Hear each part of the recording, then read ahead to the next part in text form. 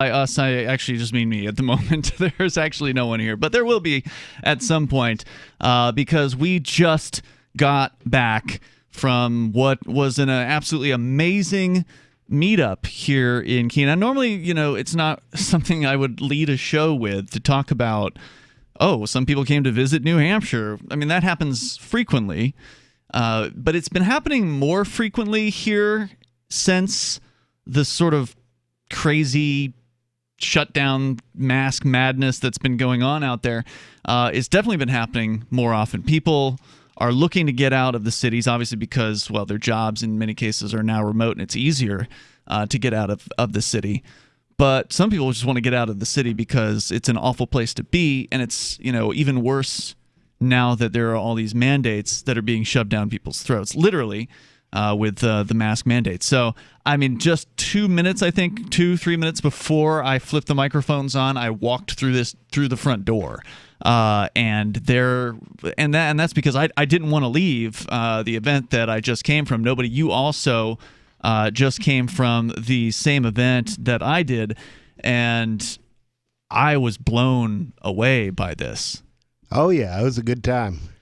So just to bring our listeners up to speed on what happened, and I didn't even realize this because Chris Wade, our normal Friday night co-host, he's actually still there. I said, "You just stay here. We got you covered." Because the group was still there. Sorry, I would have been here if I'd known that. I thought he had me covered while I was finishing up what I was doing. Yeah.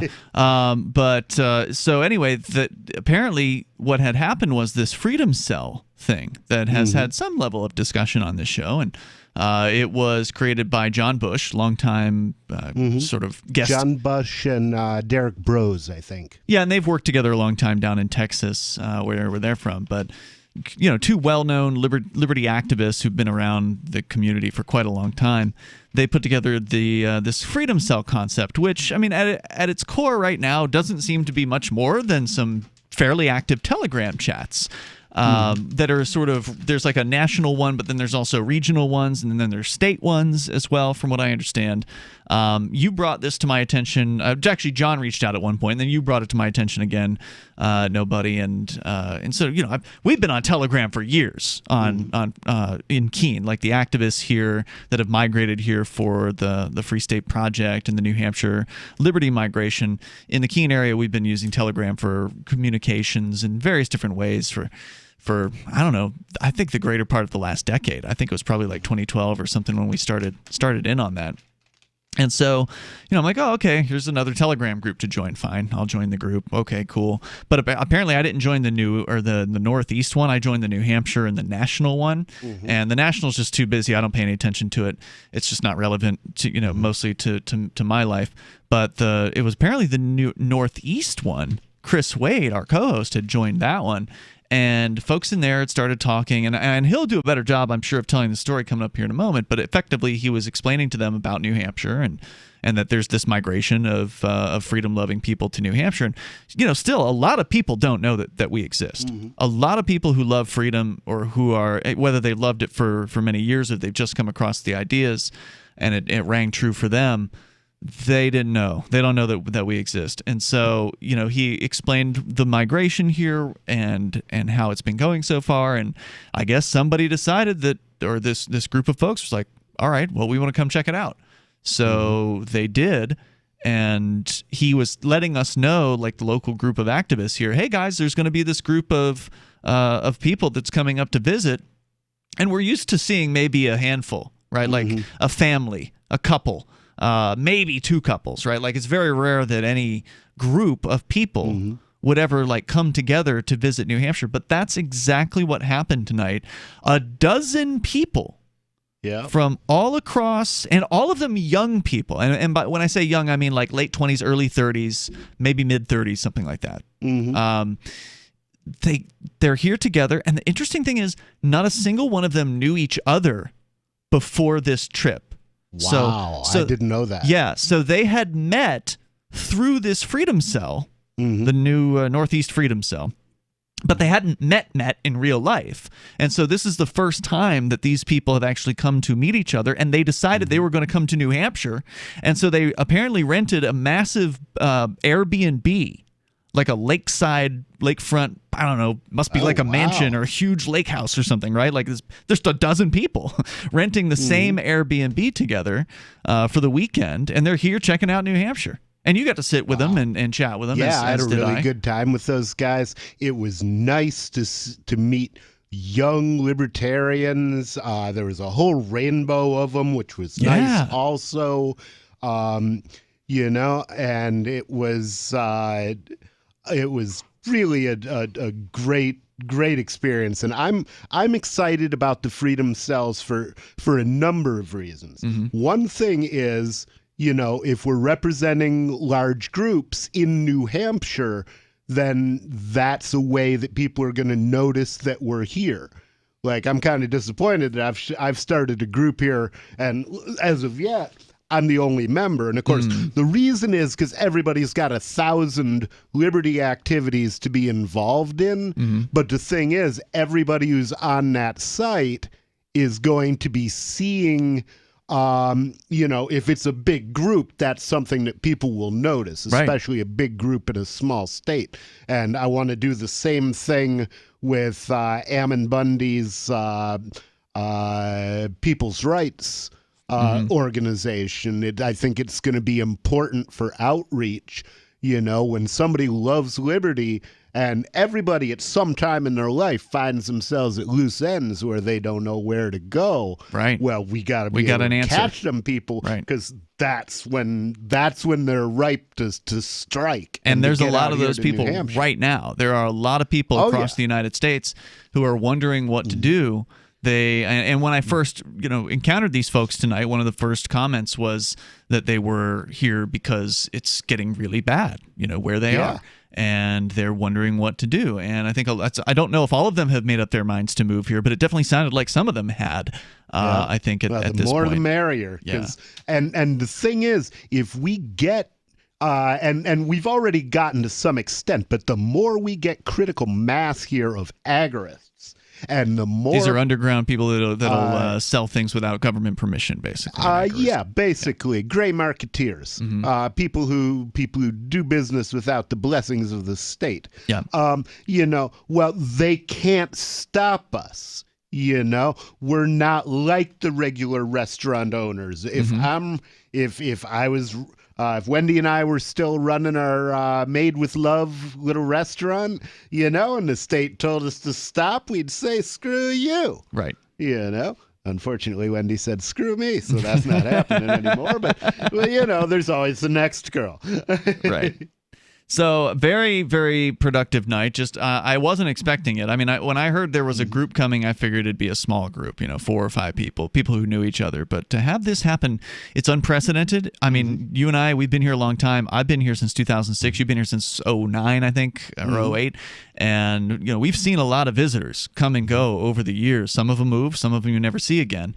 Some of them probably move, but they're not moving here. They're moving to Manchester or somewhere else. We don't see them. Sure. And some move and never make contact with the Free State Project. And that's fine too.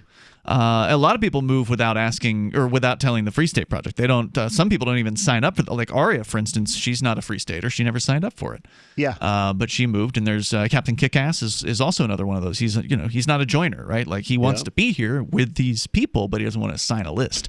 So there's a lot of people. I didn't give him my real name the first time I went to Forkfest. I was afraid I was going to end up on a watch list. And there's a lot of people like that. So we really don't know how many people have moved here over the years. We have sort of like a baseline minimum of at least a couple thousand, according to the Free State Project's own numbers, but it's probably enough. More than I don't want to be anyplace else. Yeah, there's no doubt about it. And if more people like these folks start coming here, it's going to be amazing. I love these kids. Yeah, what are you waiting on here? 855 450 free. What's holding you back from making the move to one of the freest places on the planet? It's free. Get up, stand up. News from news.bitcoin.com.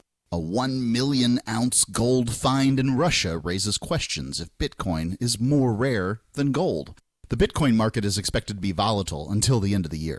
Study shows that half of U.S. investors interested in adding Bitcoin to their portfolio. Bitcoin.com is your source for getting started with cryptocurrencies, getting a wallet, buying Bitcoin Cash, mining, and all the latest cryptocurrency news at news.bitcoin.com. Divvy's been a pretty good investment for Free Talk Live. Their ad campaign started in September 2019, and from mid-March to mid-July, the values soared by 10 times. It's not too late. Divvy's new wallet hasn't even released yet, and other things are happening that I can't even say on the radio. If you want to invest and potentially do well, go to divvyproject.org. I can tell you that FTL is deepening its partnership with the guys from divvyproject.org. Past performance is not an indication of future profit. divvyproject.org. DIVI project.org.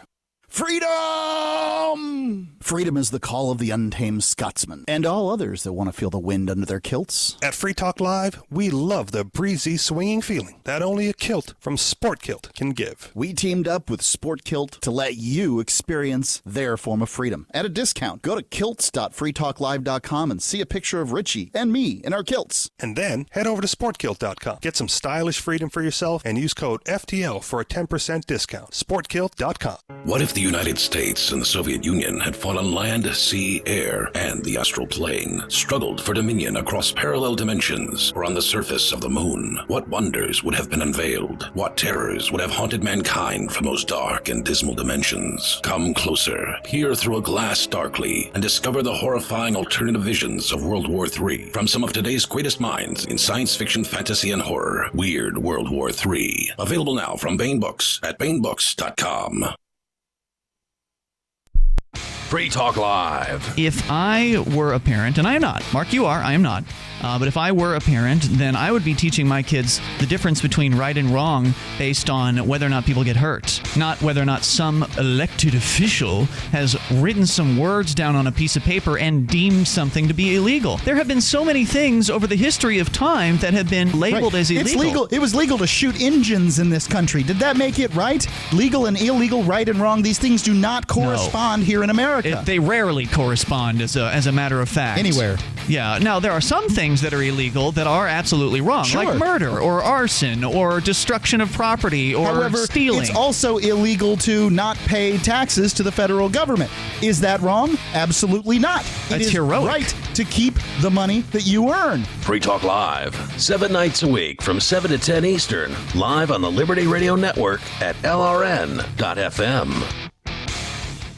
There are lots of ways to listen to Free Talk Live. Our podcast has been around since podcasts began, and now the FTL feed is loaded with content besides our full show archives. Did you know that we make it easy for you to customize your podcast subscriptions? We have different feeds, one that includes only our full shows, one with just the Daily Digest, and our main feed that includes everything. You decide what you listen to. It's quick and easy to customize your feeds at feeds.freetalklive.com. That's feeds.freetalklive.com. The new 4th edition of Healing Our World, The Compassion of Libertarianism, will take your understanding of liberty to a deeper level and has over 1,300 updated references, new cartoons, and a foreword by Dr. Ron Paul. With discounts for multiple book purchases, the 4th edition of Healing Our World is a great gift for the liberals, pragmatists, environmentalists, and Christians in your life who think libertarianism is cold-hearted. Get yours today at healing.freetalklive.com and use promo code FTL for a $5 discount. This is the Liberty Radio Network, broadcasting the latest liberty-oriented audio content 24 hours a day at LRN.FM.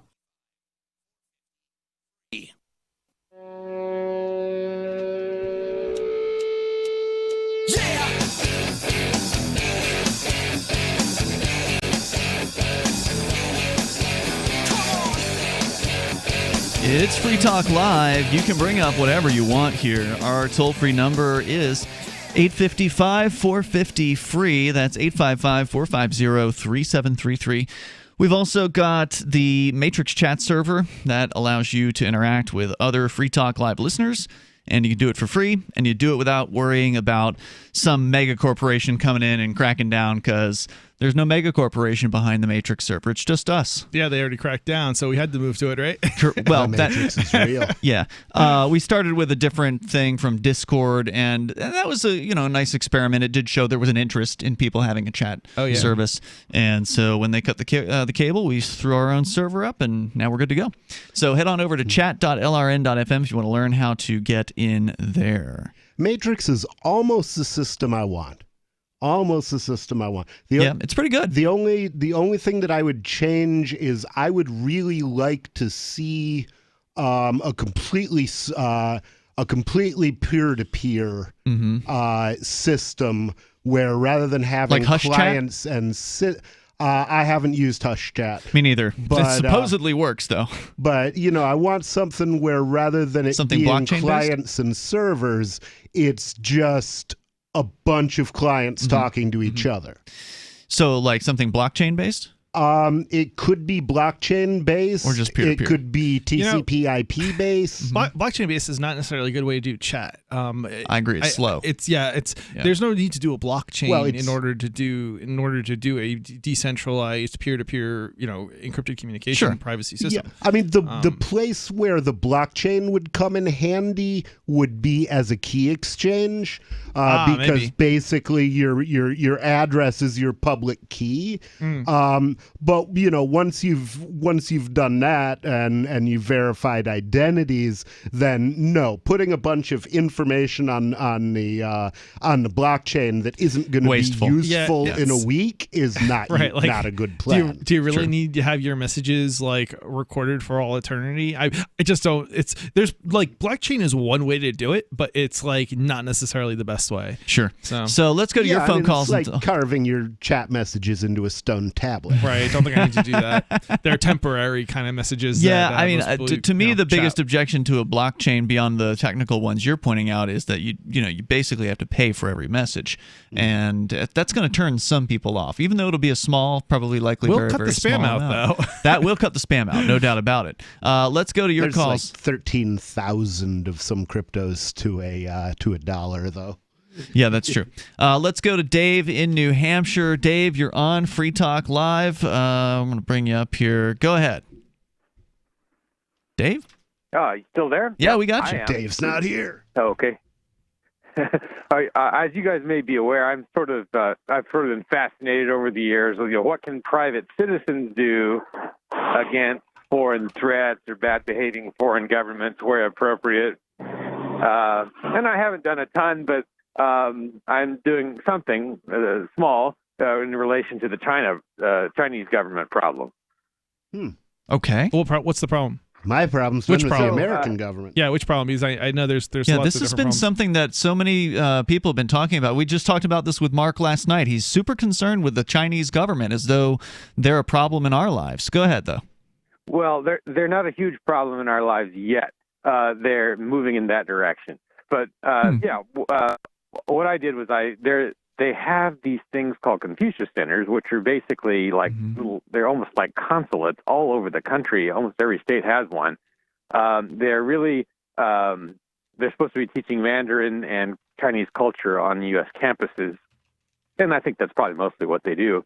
But they're also working for the Chinese government, so there is an opportunity to sort of engage, person to person with the Chinese government, right there in your state if you want to. So I went over to the Confucius Center UNH to try and do that. I was going to just hold a free Hong Kong sign in front of their office. Boy. And so what I wound up doing was I walked in there, and I was just kind of trying to see what was going on, if anything. And sure enough, there were actually people in there in this bustling office. And I thought, I wasn't really ready for that. Do I just barge in? What do I do? So I did some other things around campus first, because I figured I'd get kicked out as soon as I showed up in front of that door with a free Hong Kong sign. And when I came back, they were all gone. So I just stood in front of this. I just stood in front of this their door inside the building with a free Hong Kong sign. Got some selfies, and did a little protest just out, for students and cars could see me and so forth. And then I ran out of time and had to go. Okay. Sounds like fun. Well, that's good. So when you say the Chinese government is going to be a problem, what do you mean? Well, it's a series of different things. I think one of the biggest things is I guess they were building up their nuclear. They have like a crash nuclear program going. They are trying to interfere with, for instance, they had a student in Australia suspended from his university because he did what I did, basically. The Beijing government essentially, well, I mean, well, they certainly do have a lot of control over media in that For example, movies generally aren't made now if it's believed that it would be offensive to the Chinese because there's such a large market. People want to make money. There was also the NBA actually stood up for the Chinese government against the Hong Kong protesters. Yeah, I mean, those are definitely some disturbing stories where the Chinese, the market is so large there.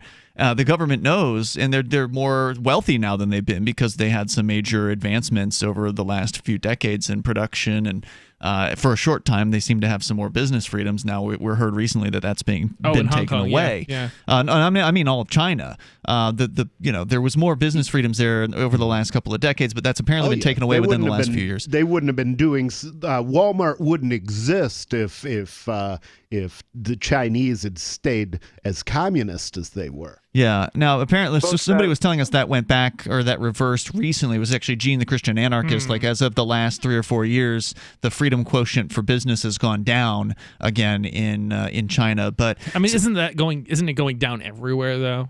I mean, in that sense. Well, they were getting more free from a business perspective right. for the last few decades. They were decades. coming from a very, very, very anti-business perspective. Yeah, and exactly. then they went freer, Well, and then now they're clawing back, just Right. like the United States is clawing back.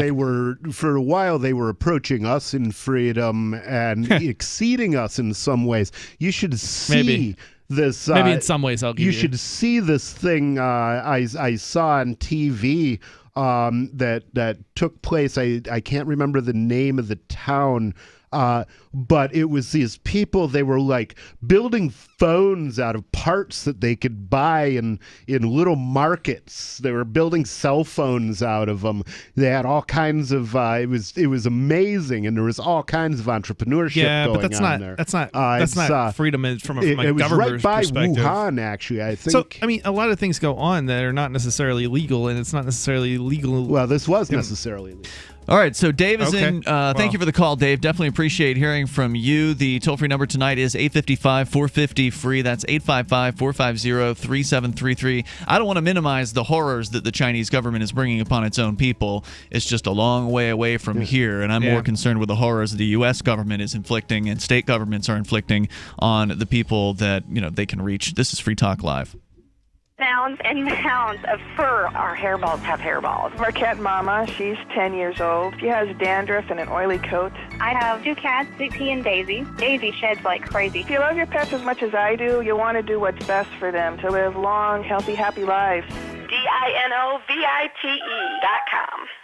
I just tried this wonderful Catalicious Dynavite for cats, and my cat has been on it for 2 weeks. She is not scratching anymore. She's not chewing anymore. It is just the best. I was thrilled when I heard Dynavite for cats was coming out because I'd seen the changes in my dog. To introduce my cat to Dynavite, I took the advice from Dynavite and put their food on top of just a scoop in the bowl, just to get them used to it, because I know if I even switch one little thing, they put their nose up to it. There was not one problem. Dynavite for life. You won't believe how happy your cat will be. DINOVITE.com. Is spreading the message of liberty, cryptocurrency, and peace around the globe worth $2 per month to you? As you may already know, in addition to our internet feed, LRN.FM broadcasts on free-to-air satellite across North and Central America, as well as Sub-Saharan Africa. And we've been available on satellite for free 24/7 since 2010. The LRN.FM free-to-air satellite signal is reaching some of the most oppressive regimes in the world, and there's no doubt our ideas are making an impact. You can learn more about the channel's impact by watching the 3-minute video at fund.lrn.fm. If you'd like to help free minds globally with our ideas of liberty, cryptocurrency, and peace, you can donate as little as $2 per month via fund.lrn.fm. You can help us continue and expand our satellite broadcast to multiple continents. Visit fund.lrn.fm today, and thank you for your help. Don't forget to share the link on social media. That's fund.lrn.fm. Cell 411 is a free app for Android and iOS that replaces government-controlled 911.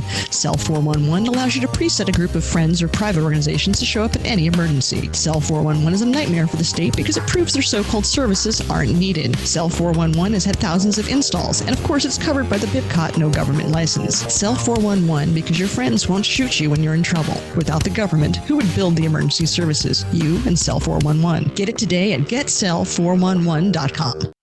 What if you want to hear the latest episode of Free Talk Live, but all you have is your phone, you forgot to download our archive, and you have no data connection? You can call our Listen line at 641-793-0191. That's a long-distance number, so you may incur charges. If not, listen as long as you want. 641-793-0191. The Free Talk Live Listen line, 641-793-0191. I've been told no in many different ways. I give you an order and you're going to obey it. George, you can go this way. You can't do that and you have to leave here. You cannot bring signs into the rally. Walk with me. Well, I'm comfortable here, actually. Whoa, Hey, who do you think you are? Excuse me. There is no video and audio allowed in this office. No, I have work today. You ain't gonna make it. Wait a minute. Hey! Oh my God! Unbelievable! Why are you running from me? Because you're scared me. What am I being detained for? You're being served. What is this? You're being served. What is this? Bureaucrats have a funny way of telling people no. That's the sound of the men working on the chain. Derek J's Victimless Crime Spree. Watch it for free and order the Director's Cut DVD at victimlesscrimespree.com. You can sign up to receive the latest about the Liberty Radio Network via our email updates at updates.lrn.fm. That's updates.lrn.fm.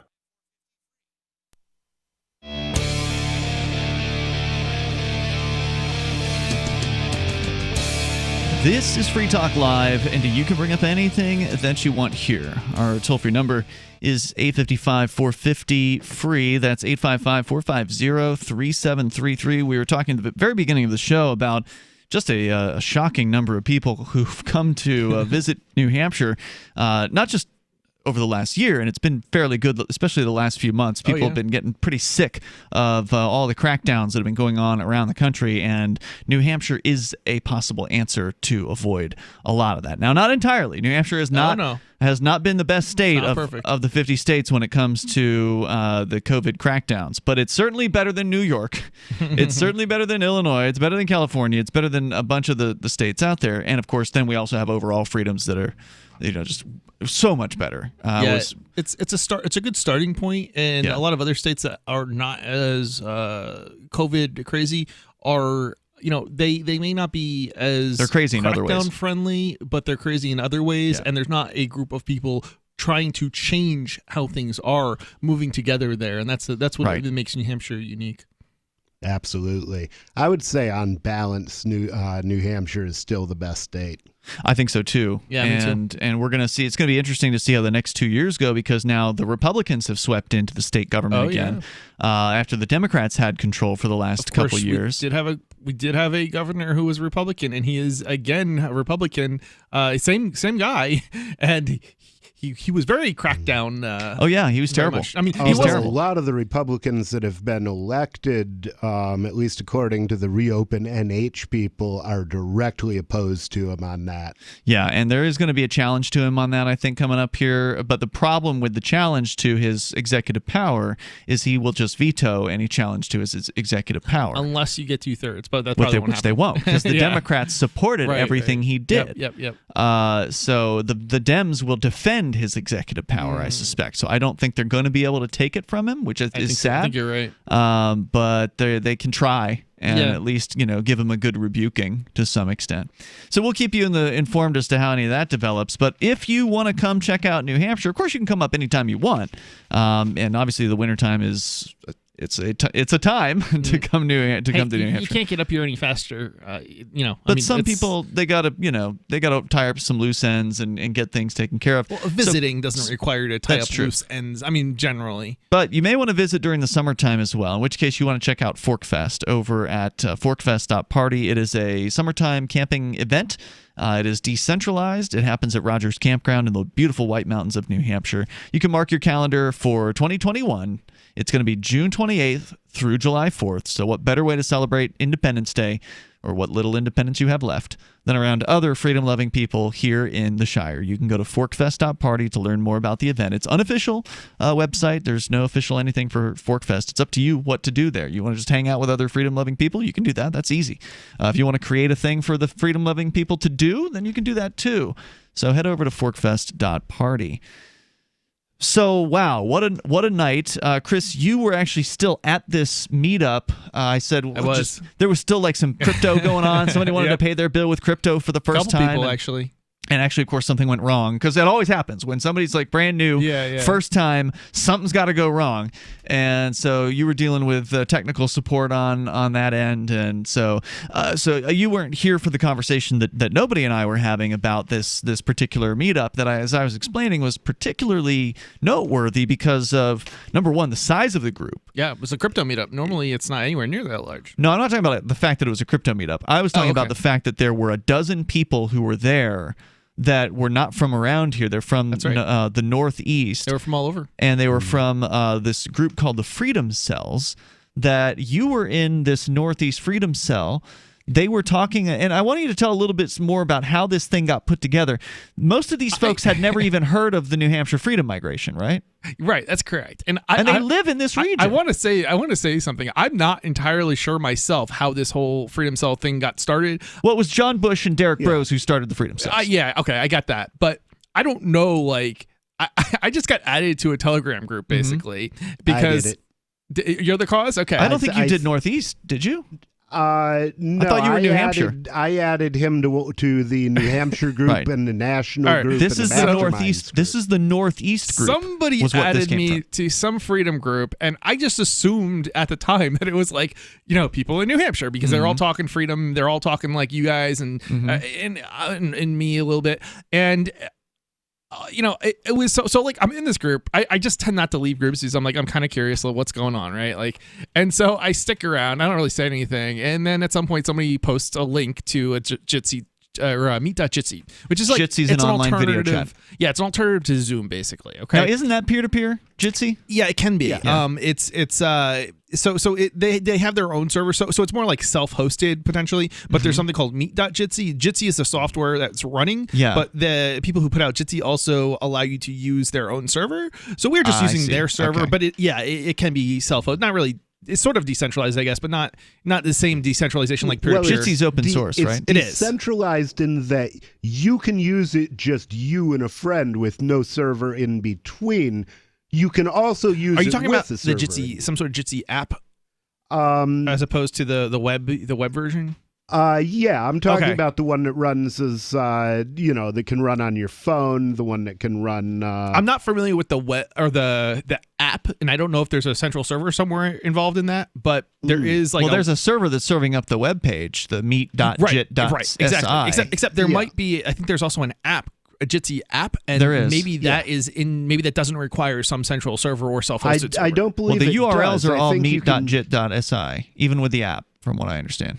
Okay, that's interesting. So you can set up your own server, as I understand. Now that would be interesting to see. I wonder if anyone's. So that's aside from it. I haven't tried it, though. So you said these folks were in the Freedom Cell. I started to do it, but I never finished. So you said these folks were in the Freedom Cell. That's correct. And then they started this Jitsi chat. Yeah, they started this Jitsi chat. So I'm like, all right, well, somebody's made an effort to use Jitsi, and I like that because it's this app that I would support, and I like to see, especially Liberty people in our community using it. So I want to support people who are using it.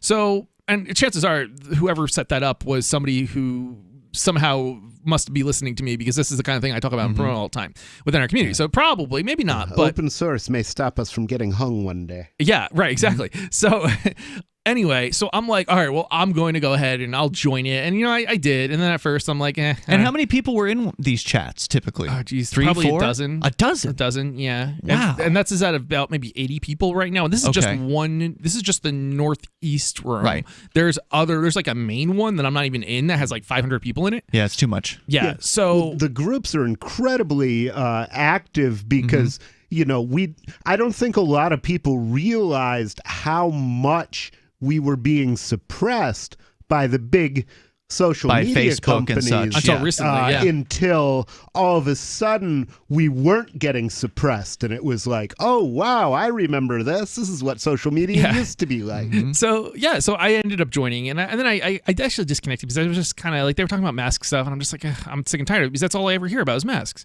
So I quit. And they're in places like Connecticut and New York where it's even worse than it is. I know exactly. Right? You're right, 100%. I mean, right. it is tiring. It is tiring. That's what I say. And like so people have called to complain about it. And it's like I wish we could talk about other things. Anyway. It's just they shove this crap down people's throats. So I'm interested in this. There's not much else happening because everybody's locked down. And I understand that. I'm just sick of it. I'm sick of this. I'm sick of a lot of this stuff that people are talking about. It's not just this, but like politics too. I'm sick of seeing it everywhere I go. So anything Trump, anything Biden, I am sick of it, tired. It's only been like 3 days worth of people talking about nonstop, but I'm sick and tired of it. So anyway, I'm like, I quit, and I'm like, now I'm not sure I'm going to join back in again.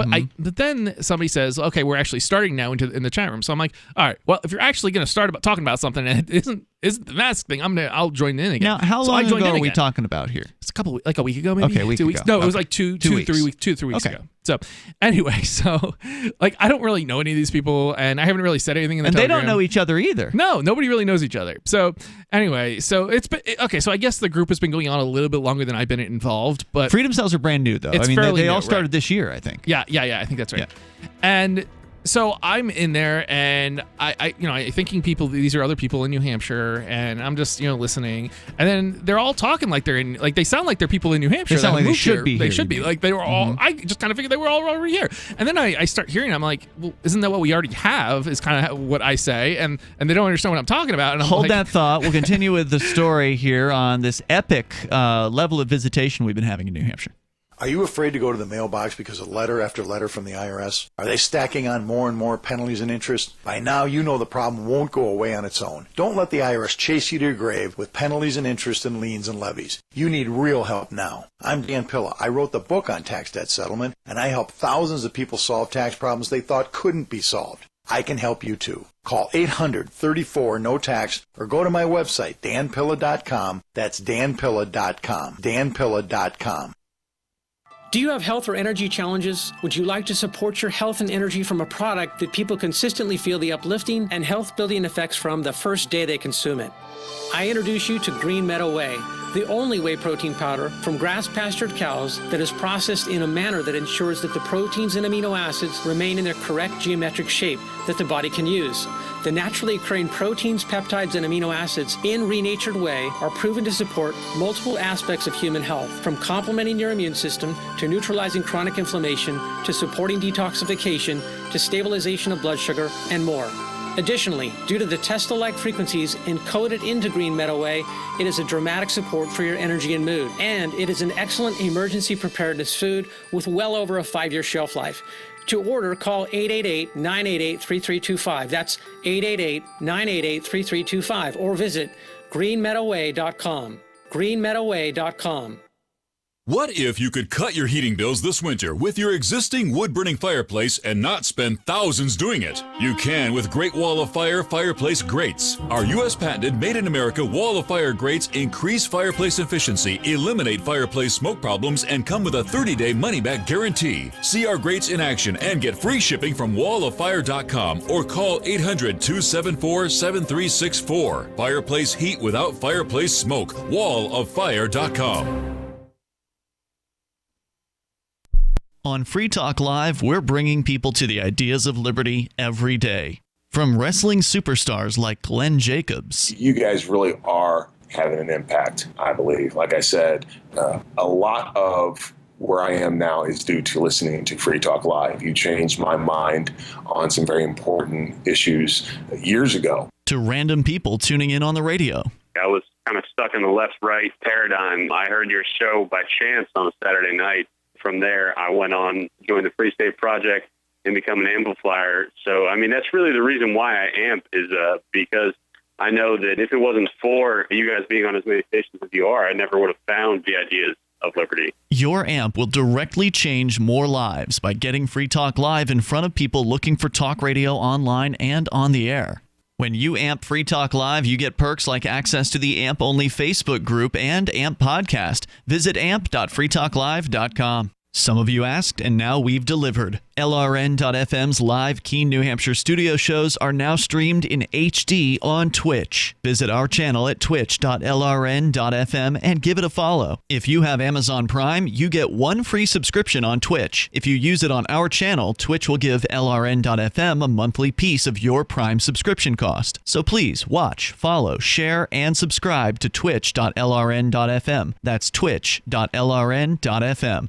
Are you a cryptocurrency advocate? The Crypto Tip is the ideal outreach tool to help new people discover cryptocurrency. It's a printable business card-sized tip that you can give to service providers, preferably in addition to a good cash tip. When the server scans the QR code, it'll bring up an explanation of cryptocurrency, how to install a wallet, and allow them to claim the tip. If they don't claim the crypto, you get your tip refunded to you after a time period you specify. Plus, if they do claim the tip, you get an email alert. Create as many tips as you want at cryptotip.org. That's cryptotip.org. What's up next? Visit the Liberty Radio Network program guide to find out at shows.lrn.fm. That's shows.lrn.fm.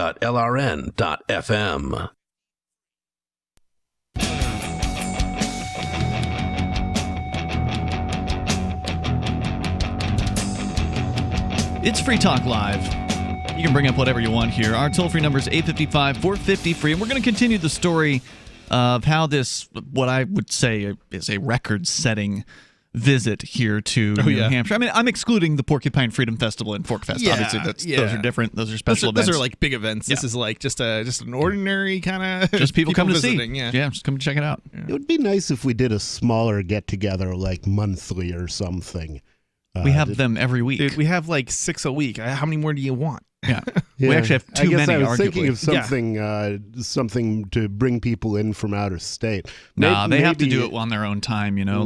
You gotta kind of schedule around them. If they're going to show up, you gotta let it. You know, hopefully they'll let us know, and then hopefully we can get people to show up to welcome them. But we'll continue with the story about how this one came together, because I think it's interesting to see what's happening out there with people deciding to uproot themselves during this crazy crackdown on freedoms and make the move here to New Hampshire. And it's not just these people. There's a bunch of folks who, especially from cities. This is an eighth just of the number of people who I've been talking with too, and that is like probably a tenth of the people overall who are potential movers. So before we continue with that, and also we're going to take your calls and thoughts here as well at 855-450-FREE like freedom. I do want to say thanks to Bitcoin.com, longtime sponsor here on Free Talk Live. We talked a lot about what's happening with Bitcoin Cash, possibly on Sunday with the potential for a schism happening, what they call a chain split. If you want to get more information about that, listen to last night's show. We talked about it in detail, or go to freekeen.com, where I've got a story that I posted there over the last 24 hours, or of course Bitcoin.com, where you can actually go and learn the basics about Bitcoin and cryptocurrency like Bitcoin Cash, which a lot of these folks were brand new to crypto tonight too. Yeah. They're young, so they probably knew what it was. We did an introduction to 2 hours prior to the crypto meetup. 2 hours. We did a 2-hour introduction to crypto. And it wasn't enough time, you said. Wasn't enough time. Amazing. So go to Bitcoin.com, spend 10 minutes of your life, learn the basics about crypto. And if you want to dig deeper, you can dig deeper. Bitcoin.com's got a lot of information there. Plus, they've also got a news site that'll keep you in the loop with what's going on with the world of crypto at news.bitcoin.com. We go to Larry. He's on the line in Indiana. Larry, you're on Free Talk Live. Hey, how you doing, guys? Larry, what's on your mind? Hey, I was never so taken aback as when I went downtown here today. Our downtown is boarded up now. Why? Because back in June, some boy was running from the police, right? Now, he was videotaping all this and live streaming it on Facebook when he was running from the police, right? So he eventually did get out of his car, still live streaming, and then he got a gun. The police tried to tase him and didn't really make connection. And when he fell on the ground, he got a gun out and shot 2 times at the police. And the police so killed him. Now, I don't see anything wrong with that. But now our whole downtown is boarded up because they're afraid of riots again, and the mayor won't do anything. So wait, now did they? I know you told us previously they were boarded up months ago. Have they continued to be boarded up, or did they take the boards down and then put them? Then put them back up downtown Indianapolis? Okay. They took them down, and now they're boarding them back up. And I mean, it's really boarded. It's because of the election, from what I understand. No, it's not. This is because of this guy that got killed by the police, right? When he shot at the officer 2 times, and it was not white officers that done it. But wait, was there some sort of recent development in that case? I thought you said that was months ago. Yeah, the grand jury came through, and they did not indict the officers for any crime. I see. So now they're on the edge now downtown. And the Salesforce tower. Well, it's hard to feel sorry for the police, Larry. I mean, look, they there may be some justified shootings in certain cases. Like I remember one case here in Keene, New Hampshire. There was allegedly a guy who had a knife to a woman's throat, and there was a cop who shot that guy. Oh yeah. There are certain situations where it's hard to say that the police were wrong about that specific situation, but the police have ruined their reputation so badly with people that honestly it's hard to feel bad for them when they finally get something right and people riot. If they even if they shot the right guy and people riot, it's hard to feel bad for the police. What were they chasing the guy down for? Did he rape somebody? Did he murder somebody? I don't know, Larry. Do you know that answer? What happened? Because if they're chasing him over a parking ticket or something stupid, not a parking ticket, but he had live streamed this stuff doing a drive-by. Put it on Facebook. A drive-by? A drive-by shooting? Filming or a drive-by shooting? Doing a drive-by on people. A drive-by shooting? They found, shell casings from his gun and everything on the scene, and plus he had 2 or 3 other warrants out of him for dealing cocaine. It's too bad. And Larry, thank you for the call tonight. I definitely appreciate hearing from you. And it's too bad when the police actually go after a real bad guy. It's so rare, though. Well, no, it does happen, but it seems rare, right? It sure seems rare. Yeah, but they do. Every now and then they'll go after a real criminal, somebody who committed a violent act or a rape or a murder or something like that, or drive-by shooting, as Larry was talking about. But they're so bad generally in the way they treat people. They are so rude, and they're so likely to just arrest people for no real crime or no victimless crimes or whatever, that they've absolutely ruined their relationships with whole classes of people and their credibility. The credibility is just shot. And that if you let the cops into your home, they're going to find something to arrest you for. Like they're always looking for some reason to give you a hard time. If you talk to a cop, they're looking for something to arrest you for. Yeah, right. So what they end up having happen is a real crime happens. It's like the old boy who cried wolf, right? Yeah. Like the real crime actually happens. The cops start looking for evidence. They start looking for witnesses, and they knock on doors. People won't answer them. People won't talk to the police because they've learned their lesson. You don't talk to these people. Even if it's an actual crime they're investing. So you in that case, maybe there's a real bad guy out there and the cops could use people's help, but people don't want to help the cops anymore because the cops aren't helping them. The cops are arresting them. The cops are putting their brothers and sisters in jail. It's kind of funny. I had a minor insignificant crime happen to me, and the person who committed the crime basically called the cops on me, and I wasn't willing to talk to the cops. But it was that sort of situation. I felt it, but I didn't talk to the cops, right? Because it's like the only thing that could possibly happen is I get arrested because they called the cops on me because of a crime they committed. So that's what happens. I've talked to the cops a lot of times without getting arrested, but there is always a risk. The more you talk, the closer you are to getting arrested. Yep. The more you talk to Chris Cantwell, he'll tell you all about it. Oh yeah. So there's so many examples of the police arresting the people that they're talking to for whatever. I mean, the classic example is walking into somebody's home ostensibly to interview them about some other thing, and there's a bong on the table. You're under arrest. Something like that. So I had a cellmate when I was in jail, and his roommate was murdered, and the police wanted to look at his phone. And he didn't commit the murder, and they said, well, if there's nothing on your phone connected to the murder, whatever's on there, we'll give you free pass. Well, apparently this guy was a puppy lover. And it is this guy. He was loving his dog. We gotta stop. We gotta stop talking about this guy. This guy comes up way too often in our conversations. Once a year or something, but yeah, he was a puppy lover, and he was giving his puppy some puppy love on video. Oh my God. But yeah, I get it. It's like they I don't shouldn't get be. it, They but, that's not but he shouldn't have shown it to the cop. No. I get what I get what you're saying. Not that he's. Oh my God. Okay. Yeah. Now you're getting all flustery. Yeah. It does rile him up. Yeah. So he gets very excited when you talk. I think it's a thing. 855-450-FREE. That's 855-450-3733. So, Chris, you were telling us about the Freedom Cell, the new, not New England, but Northeast. So it includes like New York, for instance, because New York isn't New England. So it's the Northeast Freedom Cell. Oh, wait, was it Northeast? Is that? Yeah, you're right. It was the Northeast. That makes more sense. Yeah. I'm thinking it was the Mid-Atlantic. I was thinking it was the East, like the East Coast Freedom Cell, but yeah, that actually would make more sense because everybody is actually, I think, in the Northeast. Yeah, it is the Northeast Freedom Cells in this particular I added case. you to the room, I believe. So it is Northeast. It's not Mid-Atlantic, it's Northeast. So anyway, these folks, I knew that much, but well, he said Mid-Atlantic. Oh, I didn't hear that. So there's these different Freedom Cells around the country. This one's the Northeast.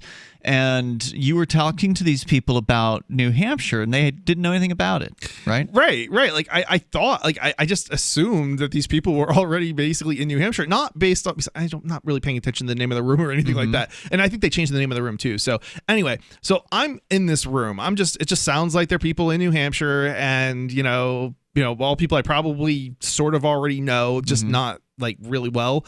Anyway, so I'm like, they're talking about like how they can, get freedom, basically. How can they achieve freedom? And I'm like, well, what do you mean? Like, isn't that what we're already doing? And then at some point I realized that I asked the question, where are all you guys from? And then they start, speaking of like all these different places in the Northeast. And I'm like, oh, so wait, you guys aren't in New Hampshire, and this is all on video chat. Right. So it was so funny. So you turned them on to it. So I had to start telling them about the whole freedom migration, and they liked the idea. They never heard of it. None of them had heard of it. They liked the idea so much, they all came up here to check out New Hampshire this weekend, and it was amazing. More coming up here. Hour 2's next. Remember when you first heard about Bitcoin? How long did it take you to realize this little project would soon change the world? Do you kind of wish you had gotten involved sooner? Well, now's your chance to be part of the next revolution in money.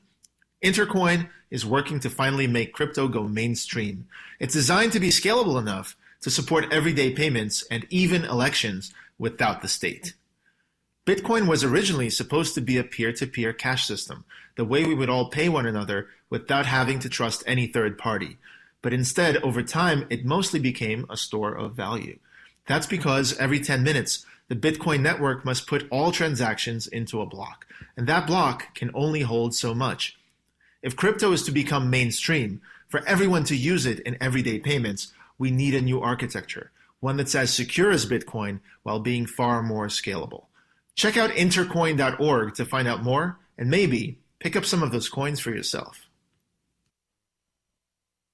Want to accept Bitcoin at your online store? There's a good chance you already have what you need: a WordPress using WooCommerce and a Bitcoin address. Now all you need to start taking Bitcoin payments on your website is the AnyPay app on your Android or iPhone. Just paste your Bitcoin address into AnyPay, then connect it to your website with our one-click plugin for WordPress. Now your website takes Bitcoin, start to finish, in 15 minutes or less with no complicated steps. Download AnyPay from the App Store today. So you've heard all 3 hours of the latest episode of Free Talk Live, and you're still hungry for liberty-oriented audio content? Did you know that we have another 24/7 audio stream at LRN.FM? The Liberty Radio Network airs the latest episodes of some of the best liberty-oriented podcasts on the internet around the clock. In addition to recorded content, you'll also hear live shows like Free Talk Live, originating from our Keene, New Hampshire studio. So listen anytime at LRN.FM. That's LRN.FM. You're listening to the live edition of Free Talk Live. Hour number 2 is next, after the news, here on the Liberty Radio Network at LRN.FM. Preparing to ship. I'm Lisa Lacera, Fox News. President Trump talking progress on a coronavirus vaccine and distribution plan, saying once approved, the vaccine will first go to frontline workers, the elderly, and others at high risk. We know that this virus primarily targets older populations and those with underlying health conditions, while over 99.98% of those under the age of 50 make a full and quick recovery. More than 242,000 people have died from COVID-19 in the U.S. as Texas, which crossed the 1 million cases of the virus earlier this week, prepares to distribute an antibody treatment. Health officials in Texas are expecting to receive their first shipment of bamlanivimab, the monoclonal antibody treatment developed by Eli Lilly and temporarily approved by the FDA to treat patients infected with coronavirus. The state will direct this initial supply to hospitals and primary care centers in parts of the state where infection and hospitalization rates are high. Fox's Evan Brown. The treatment is being provided for free as part of Operation Warp Speed. The Trump campaign has won at least one of more than a dozen lawsuits filed in Pennsylvania over ballot counts, but it won't impact the outcome of the results there. A Pennsylvania state judge ruled segregated mail-in ballots that were carried between November 9th and 12th will not be counted. The ballots lacked proof of identification. Since they were separated and not counted, the decision will not change President-elect Joe Biden's lead in Pennsylvania. Fox's Rachel Sutherland, a white Kenosha, Wisconsin police officer who shot a black man in the back, had been the subject of 5 internal investigations during his 7-year career. The Milwaukee Journal-Sentinel reports Rustin Cheskeski was reprimanded 3 times for crashing his squad car, and his actions in 2 domestic violence arrests came under scrutiny but didn't violate policy. America is listening to Fox News. Alexa. 2020 has already reshaped how we work, and it's almost over. Businesses across the globe are challenged to be their most efficient, which means every hire is critical. Indeed is here to help. Indeed helps you find quality candidates quickly, so you can focus on hiring the person you need to keep your business going. Unlike other sites, Indeed gives you full control and payment flexibility over your hiring. You only pay for what you need, can pause your account at any time, and there are no long-term contracts. And now, Indeed's new way of matching you with candidates instantly delivers a short list of quality candidates whose resumes on Indeed match your job criteria that you can contact the moment you sponsor a job, making Indeed the only job site that can move as fast as you do. Right now, Indeed is offering a free $75 credit to boost your job post, which means more quality candidates will see it fast. Get started on Indeed.com/Fox. Offer valid through December 31st. Terms and conditions apply. One of the countries that had been holding out on weighing in on the outcome of the election congratulates the president-elect. China has broken its silence on the U.S. election, saying it respects the choice of the American people and extends congratulations to President-elect Biden. It adds in its message, "We understand the results will be determined according to U.S. laws and procedures." China had been notably quiet in recent days, even as many other countries sent well wishes. The election comes with relations between Washington and Beijing strained. Simon Owen, Fox News. Microsoft says it's detected attempts by what it's calling state-backed Russian and North Korean hackers to steal data from drug companies and researchers doing work on a vaccine for COVID-19. In a blog post, the company says most of the attacks in recent months were not successful, but didn't say how many succeeded or how serious those breaches were. In July, the federal government warned hackers from China have also been targeting vaccine makers.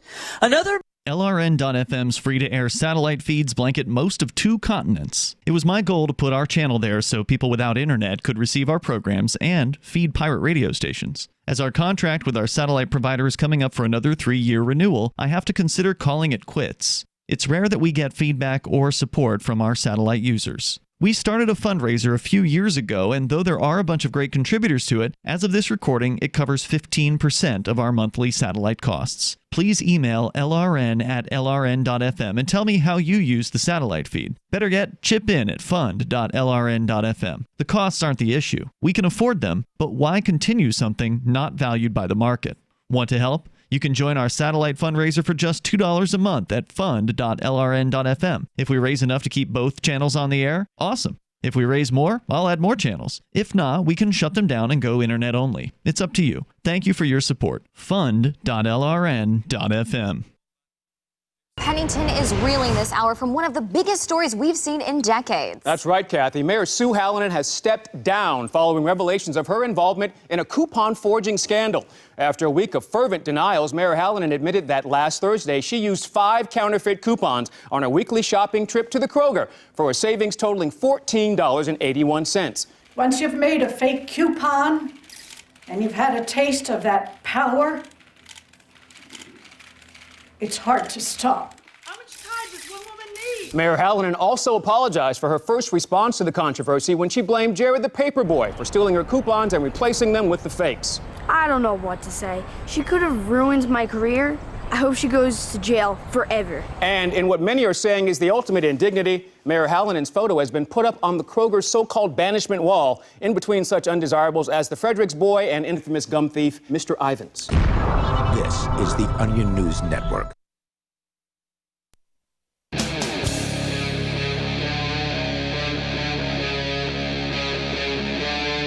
Free Talk Live. Free Talk Live. Kicking off the second hour here. You can dial in. You can dial in, and you can join us here on the radio. With you tonight, it's Ian. And Chris. And nobody. So how do I dial up? How do you dial up? Dial you up. pick up your phone. Like I dial in. Yeah, you don't get to use a dial up. Do I use a rotary phone and I don't that think we can work. dial in. I think we got to come. He's not gonna want us to call in. You can talk more about that on Nobody Tells the Truth tonight at 10:30 Eastern Time. You can join Nobody for another episode of Nobody Tells the Truth. It's available only on our video streaming platforms. We have DLive and Twitch for now. DLive.lrn.fm, Twitch.lrn.fm. I actually have news about Twitch tonight. I don't know if we'll talk about it on this show, but they are cracking down now on copyrighted music, and there's news about that. I got the same message from them. Yeah. Speaking this is an actual news story. Speaking of censorship, I had a video censored on YouTube. Really? I don't have any videos on YouTube, but apparently VPN tutorials are too adult for kids. Whoa, really? Wow. I was shocked. So you host your own show. It's called Freedom Decrypted. Folks can see that over at was the site back up? Yeah, the site's back up. Okay, everything's working again. freedomdecrypted.com. Check out Chris's show. Just an aside, you got to remember to ask me about the Freedom Box. Okay, very good. So let's go to your phone calls and thoughts. We talked to Bobby in Florida, watching on Twitch at twitch.lrn.fm. Go ahead, Bobby. Yeah, I'm glad the topic was brought up because about the not talking to police. This happened to me this morning. I don't know if it's any surprise you, but I live in a group home, and so some people are interchangeably in and out of here, within 2, 3, 4 months. Is it like a group home for like alcoholism or drug addiction, or are you crazy? No, for homeless people. Oh, homeless people. Okay, I missed that one. Yeah, I have severe mental disability and cognitive. Gotcha. Yeah, and anyways, what happened this morning? Well, it actually happened yesterday morning because one of the guys here was one of the new guys here that they put the lord over us was bullying my buddy, which he's pretty much retarded. Okay, and I'm just saying it as it is. And I don't stand. I was bullied as a younger child. 6, 7, 8, 9, 10, until I could stand up to the bullies. Right. And anyways, I don't stand for that in life. I don't stand for that in government. I don't stand for that for anything. And this guy was just, And just to clarify, the guy that was doing the bullying was actually working for the homeless shelter, or he's just another one of the people that stays there? Correct. Yes, he got put in as staff about 4 weeks ago. Got it. Yeah. So now he's lording over us. And then now he's bullying this basically, retarded guy. I don't know what else, to put it, okay? Mm-hmm. And power corrupts, and absolute power corrupts absolutely. Absolutely nobody. Okay. And so I finally, I go and I wait. I mean, I was standing there. The guy was basically almost trying to hurt. My buddy Ken's been here for like 5 months. and we get along very well. I can talk to him, and we can socialize. I know I try to understand people, even if he talks really weird, and you know what I'm saying? Sure. But I'm not going to let somebody bully him. So anyway, long story short, let's cut to the chase this morning, okay? He has an Obama phone, whatever you want to call it. It's, you know, like the free, you get 500 minutes free. Anyways, somebody, I guess, threw paint on the guy's door and started slamming on it and told him to go, you know, himself. And hold on, whose door got paint thrown on it? The staff member who's abusive, or the guy who was getting bullied? Yes, the guy that was being abusive and bullying people around here. Got it. Okay. And he got told in some nice inclusive words, and I guess red paint got thrown on his door like the holy blood of Spirit of Christ coming down on him. Okay. And I don't know who did it, but my friend alerted me that somebody called the police. And I didn't know they were trying to lure me out of my door. And he was being used as the bait. And he was like, hey, man, come on out. Hey, can you come talk to me for a second? Masturbators. Not the police, though. But guess what? My retarded buddy that they all think is so retarded, he called me on the phone. He's like, dude, don't come out. The police are here. The police are here. And guess what? Nice. They were there. And it's not being paranoid or being crazy, but if I would have came out of that door, they would have arrested me definitely on the spot. Now, what makes you think they would have arrested you on the spot? Well, because I bite my nails down to the quick, and it looks like I got like blood on my like fingers and my hands. So, you know, they would have like tried to put that. You know, I see what you're saying. You're saying your hands were bleeding, and so you would have they would have thought that you were the person who put the paint on the door because you're covered with red. Yeah, any kind of weak connection they can make, even if it doesn't make any sense, is they'll use against you. Yep, that very well could have been the case. And then they'll get up in courtroom and they'll testify to the fact that I saw red paint on his fingernails. It's like, dude, it was blood, not actual paint. Fallacious AI in our Twitch chat room says caught red-handed. Yeah, so smart move, Bobby. You stayed in the room. Thanks for the call, man. I appreciate it. Yeah, and when the police come by, and this isn't legal advice, we're not attorneys, but my understanding is you aren't obligated to speak to them. You aren't obligated to come out of your home to speak to them. You certainly aren't obligated to let them inside. And the more you talk with these guys, the closer you are to getting arrested. If they're allowed in your home and they have a warrant, they'll break your door down. Yeah, you don't have to let them in. Don't you worry. So if you want to comment, you can join us. Our number is 855-450 free. That's 855-450-3733. All right, so I want to hear more of the story, Chris. So we're talking about how the what I would say is the biggest group visitation I've ever seen in New Hampshire in the nearly 15 years that I've lived here. And I've been to a lot of these, welcome to town kind of, people are coming in, they want to visit, we want to welcome you kind of thing. I've been to tons of these, never seen anything like this tonight. So I guess where was I? So we were on the So you were in this Freedom Cells group. They started a Jitsi chat, which is a video chat. Right. They were talking about, what do we do? Because things are bad. Right. And you're like, oh, wait, you're not already here in New Hampshire? Yeah. And I think that's where you left the story. I got kind of took by surprise because these people were talking. I've been paying a little bit of attention to what they're talking about, and it's all the same stupid complaints stuff that I can't handle. Well, they're legitimate complaints. You're just tired of hearing about. Right. I'm tired of. Right. Yeah. Exactly. Right. Like, okay, I know the government's cracking down on stuff. I know the government. I know all of this stuff. I know people don't like wearing masks, but I'm sick and tired of hearing it because it's all I hear about all day, every day, from the time that I wake up in the morning to the people in the office, to the time I go to a crypto meetup, to the time keep going with the story. I'm listening on this chat room and they're talking about it. It's like I'm sick and tired of it. Anyway, so I just figured it was the same people that I already that are in my community that I'm living but they in. weren't. But they weren't. So you told them all about what's going on. I started telling them about oh, you're not in New Hampshire. Okay, so have you heard of the Free State Project? Have you heard of the free migration movement that's going on in New Hampshire? And then people they were all shaking their head. Nobody had heard of it. And I'm like, wow, really? Okay, so everything that I am understanding that you guys are trying to do, we've already done it. We've already started doing it in New Hampshire, and we've already accomplished so much compared to what you're experiencing. And it's like, it's not, and I was like saying, I was trying to say it's not perfect. It's not like we have, we don't control the state. We have some influence in the state at the state level, but we bigger than any libertarians anywhere else. And that's exactly the point that I was making. And that's exactly where I went with it. It was like, we got 20 times more representation than anywhere, maybe more than 20 times representation than anybody anywhere else, and I just went on to all the different things. I talked about like they've been throwing tickets out left and right every time somebody gets a ticket for something for the past year. Right. We even had a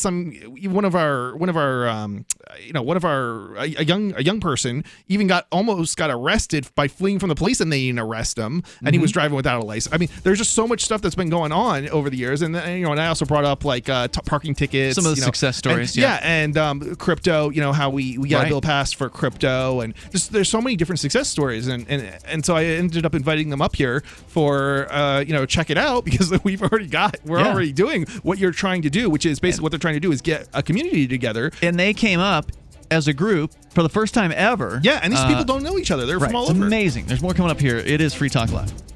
Divvy's been a pretty good investment for Free Talk Live. Their ad campaign started in September 2019, and from mid-March to mid-July, the values soared by 10 times. It's not too late. Divvy's new wallet hasn't even released yet, and other things are happening that I can't even say on the radio. If you want to invest and potentially do well, go to divvyproject.org. I can tell you that FTL is deepening its partnership with the guys from divvyproject.org. Past performance is not an indication of future profit. divvyproject.org. DIVI project.org. News from news.bitcoin.com. A 1 million ounce gold find in Russia raises questions if Bitcoin is more rare than gold. The Bitcoin market is expected to be volatile until the end of the year. Study shows that half of U.S. investors interested in adding Bitcoin to their portfolio. Bitcoin.com is your source for getting started with cryptocurrencies, getting a wallet, buying Bitcoin Cash, mining, and all the latest cryptocurrency news at news.bitcoin.com. Doodle, Stuart, Harold, and Pork Chop.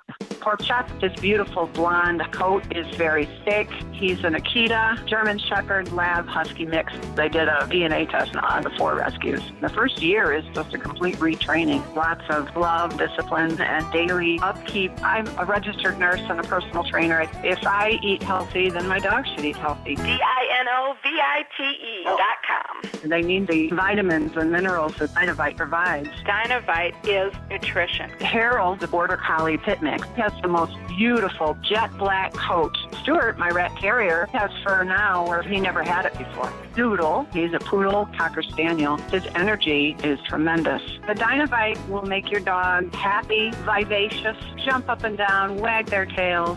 It will make you smile. You won't believe how happy your dog will be. I get my Dynavite at DINOVITE.com. The Free State Project has reached its goal of 20,000 liberty lovers who've pledged to move to New Hampshire and get active to achieve liberty in our lifetime. Perhaps you're trying to figure out what part of New Hampshire should be your destination.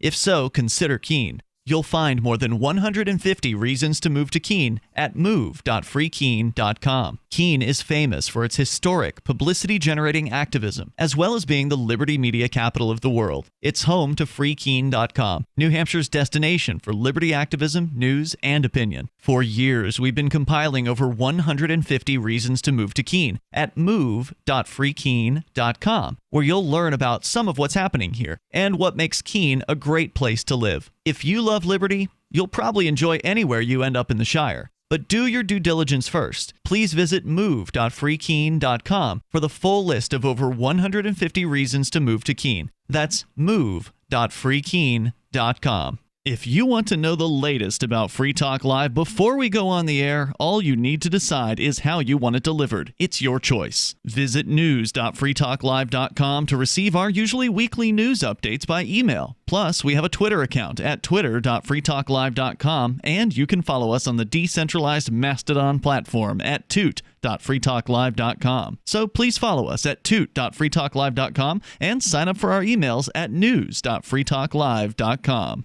Are you tired of your taxes funding endless occupations around the world? Antiwar.com is run by people who understand that wars abroad become wars at home, wars on our freedoms. Antiwar.com is dedicated to bringing you the latest in news, views, interviews, and reviews from the top movers and shakers in the anti-occupation movement. Antiwar.com has it all, from thorough foreign policy analysis to interviews with whistleblowers who used to run the military-industrial complex. Anti-war, pro-free market. That's antiwar.com. Live video of our key New Hampshire-based shows is streamed on DLive. Please follow and share at dlive.lrn.fm. That's dlive.lrn.fm.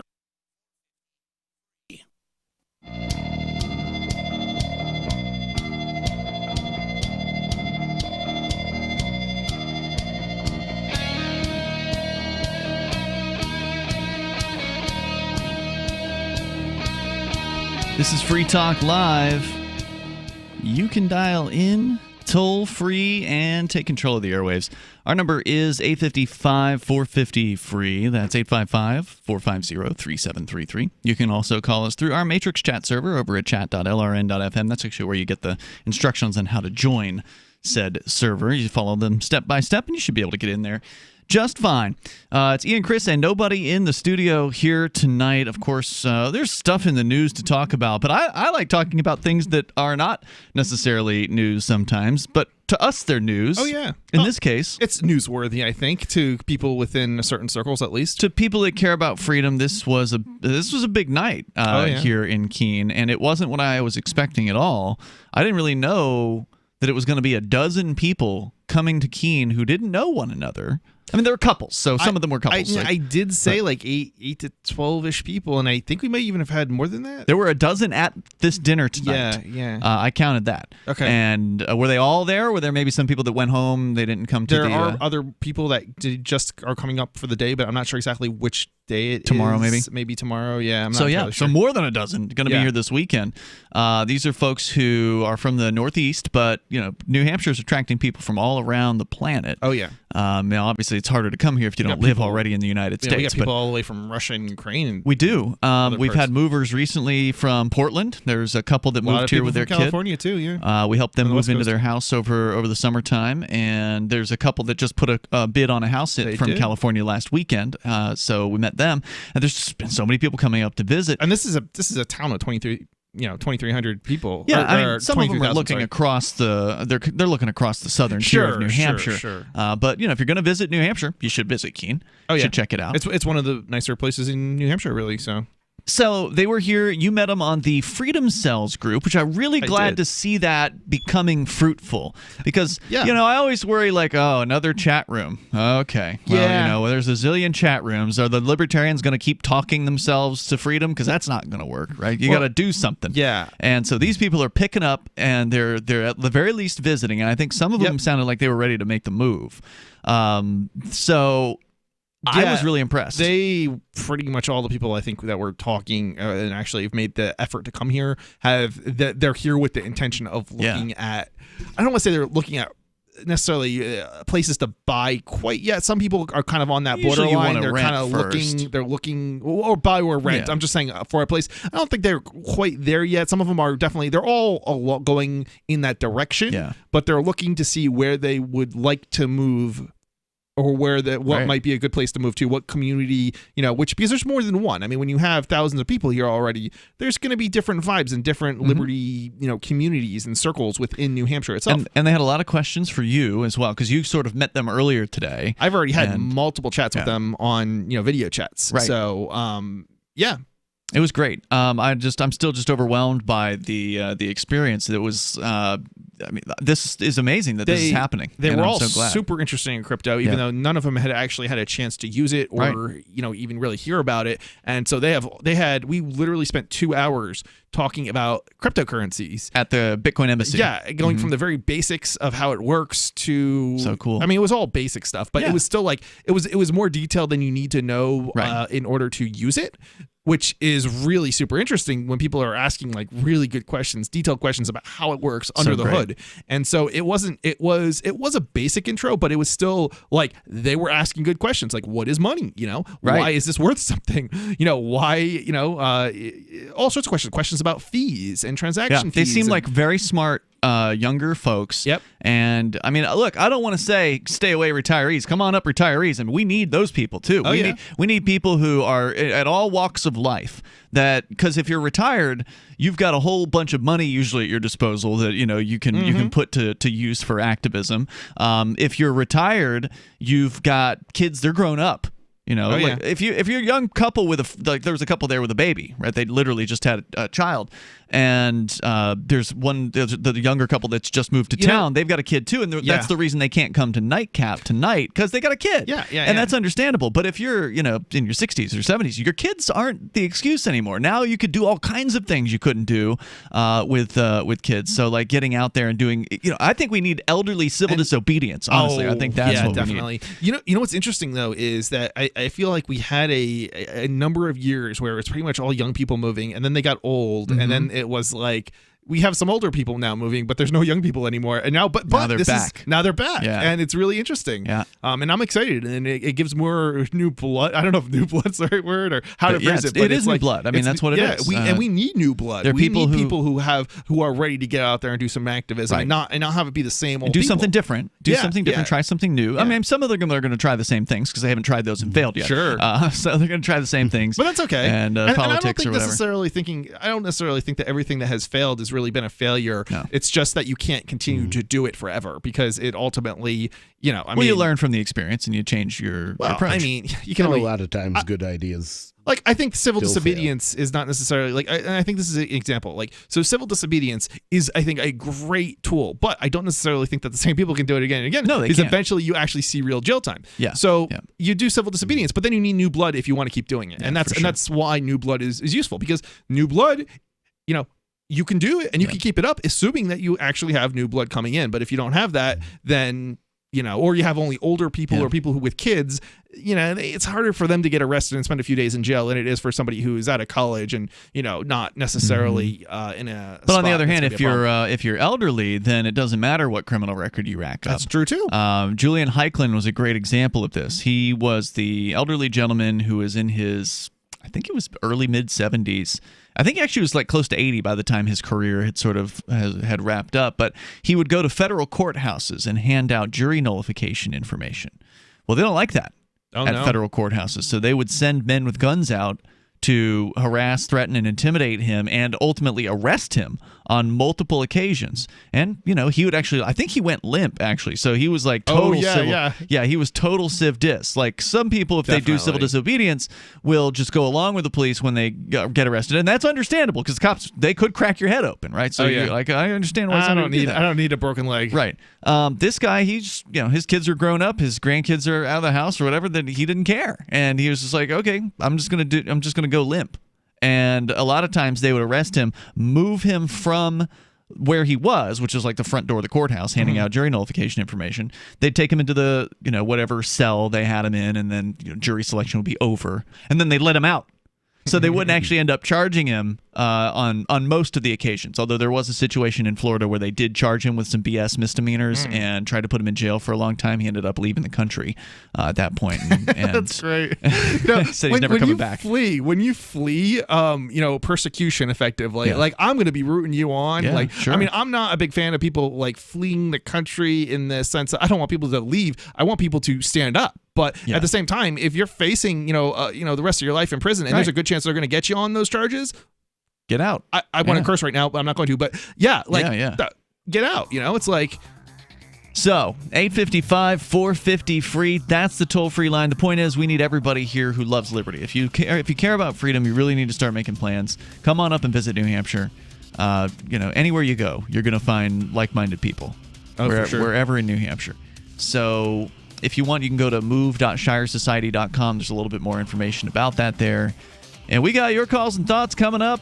This is Free Talk Live. You can take control of the airwaves. Having taken her father's throne, Sarah Calhoun has fallen out with one of her best allies, and her brother Nathaniel heads into Imperial Philadelphia with a reckless plan. Her uncle Thomas, armed with new powers and new allies, aims to remove Sarah from her throne and from the world of the living. To survive and to gain the strength she needs to fight an impossible war, Sarah must unite the Mound Builder Kings to enact an ancient rite that will propel her beyond mortality. Servant Daughter by DJ Butler is the newest entry in the Dragon Award-winning Witchy War series from Baen Books at BaenBooks.com. Do you want more businesses accepting Bitcoin Cash and Dash? Now with AnyPay, you earn passive income for every purchase at those businesses. Finally, a financial incentive to spread Bitcoin Cash and Dash. You made it happen, so you receive the rewards. Download the AnyPay Cash Register app and add your cryptocurrency wallet addresses. Then install it at a real-life business and tell us what you did at AnyPayInc.com. AnyPayInc.com. This is Michael Dean from the Freedom Fiends. I've run websites since 1996 and have used over a dozen web hosts in that time. AgristHosting.com is the only one that hasn't broken my heart. Agrist Hosting's uptime and service is stellar, and their DDoS mitigation is the best I've seen. That's important because if you tell the truth in this world, you'll ruffle feathers. And some people will try dirty tricks to silence your voice. No matter what the haters hit us with, Agrist Hosting keeps our websites online. If you have a mission-critical commercial presence or a world-changing activism site, you cannot tolerate any skullduggery.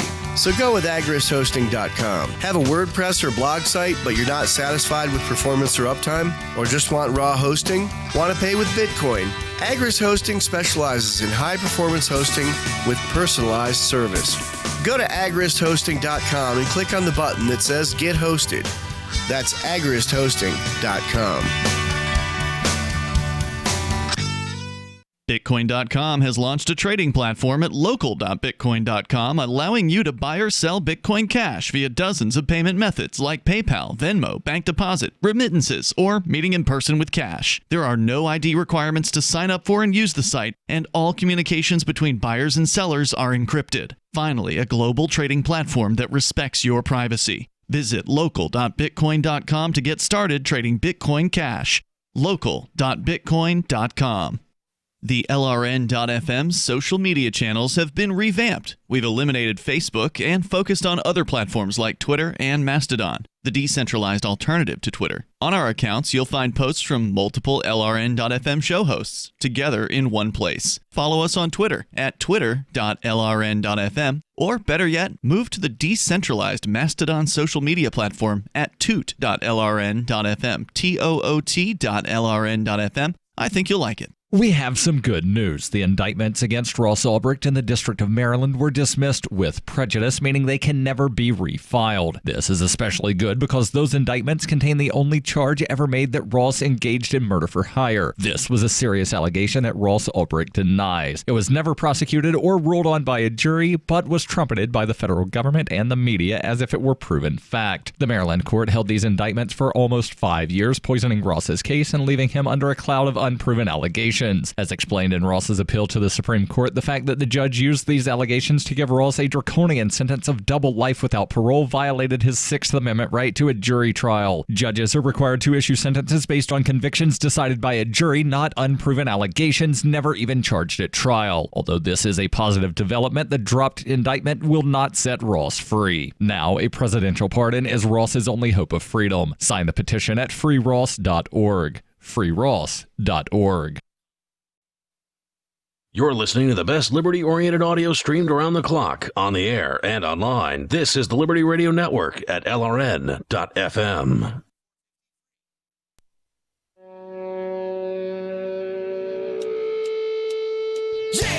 Yep, it's Free Talk Live. You dial in if you want. You can take control of the airwaves here. Our number is 855-450, free like freedom. That's 855-450-3733. Ian, Chris, and nobody in the studio here tonight.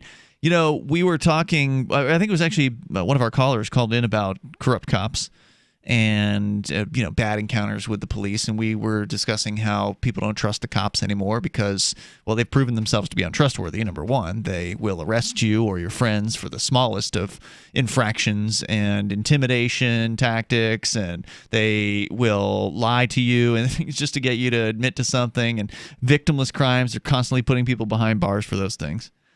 All the while, some of those cops are actually committing crimes of their own. Really? Yeah. I'm so shocked. Cops commit crimes too? Right.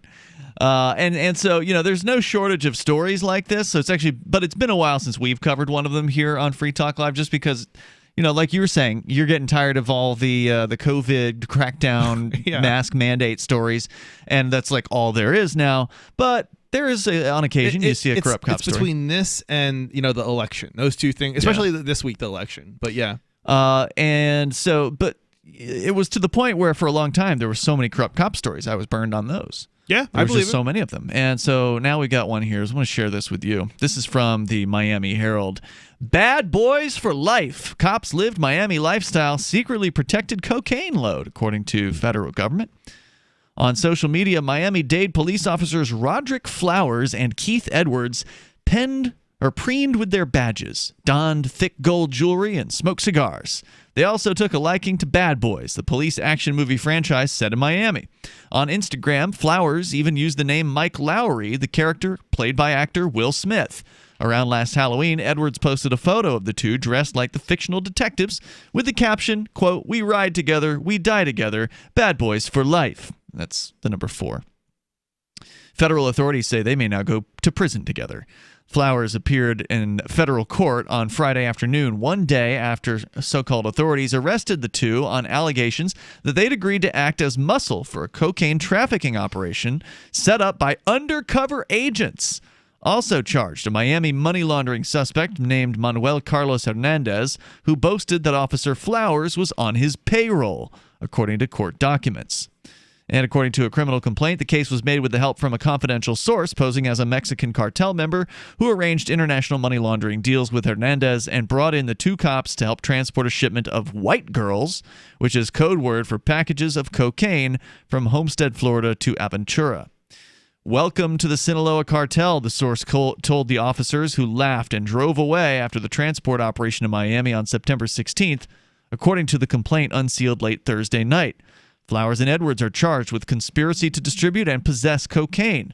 The cocaine was actually fake, and the entire operation carefully orchestrated by agents, according to court records. Federal magistrate Friday granted Officer Flowers bond and ordered he be confined to his home while awaiting trial. Edwards did not appear in the virtual court hearing because he had remains in medical isolation at the detention center in Miami.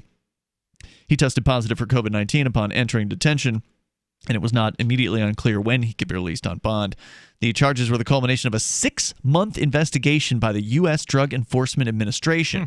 Now, really, the big question is what turned them on to these guys? So they must have been doing some naughty stuff to get the federal government's attention. This couldn't have been just some random setup, right? So somebody knew that they were up to something, I suspect. I mean, the Facebook page may have, bragging about it may have annoyed some DEA agent or something. Yeah, I wouldn't think so, because, ultimately what they were bragging about was they were just trying to imitate movie cops. So, that's not a crime in and of itself. No, but these guys are like, they do things for the wrong reasons. They do it because, for arbitrary, reasons of annoyance of other cops or other people. The they're alleged bullies. Money launderer is charged with conspiracy and money laundering. He's being charged alongside another man who described himself as being involved in money laundering and had political ties in Nigeria, according to court documents. The two officers had been members of Miami-Dade's Priority Response Team, a unit created after the 2018 Parkland school massacre to respond to major incidents. Flowers, who's 30, hails from a law enforcement family. His sister is a police officer in Georgia, and his father is Raleigh Flowers, the police chief in Bal Harbor and a former high-ranking Hialeah officer. So Daddy is a cop, too.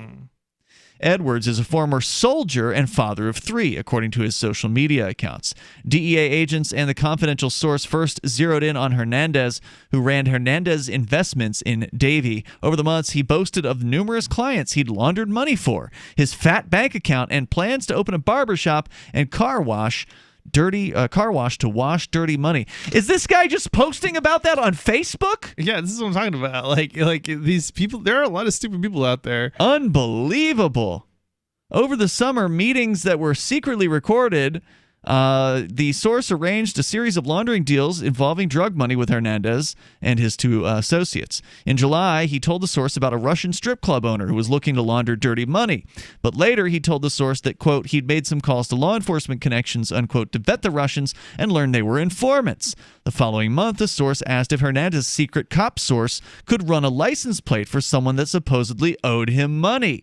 So now we're getting the details on the backstory here. So they were investigating the money launderer. So the money launderer was on Facebook bragging about doing money laundering. Oh, yeah. An undercover officer is reaching out to him and, connecting with him, and this idiot, the money launderer, is bragging about the Russian strip club owner, and then bragged that he made calls to his law enforcement connections. So that turned the agent who was doing the investigating on to, all right, well, who are his law enforcement connections? At least it's not the law enforcement agent who is being investigated who did it to himself. I mean, he did maybe to some degree. The fact that they knew who he was. The other guy spilled the problem, beans, but on their buddy. Well, this is the thing. It's like you don't. This is why you need to avoid dealing with stupid people, like people who don't understand operational security. You should not be dealing with. Period. So the source asked for the cop. So he asked the money launderer, the alleged money launderer, if his cop source could run a license plate, which would mean that he'd be able to figure out who it was, right? Yeah. DEA agents later learned the cop who ran the tag through the law enforcement database was Officer Flowers.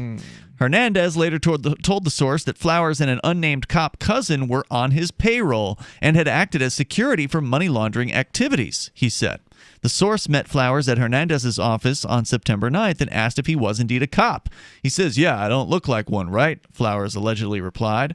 The source eventually offered to hire Flowers to protect a shipment of cocaine that was to be transported from a Homestead motel to a location in Aventura. Now, again, this was a complete setup. There was no actual cocaine. Flowers eagerly explained his security prowess, even explaining that he and Edwards both had SWAT training.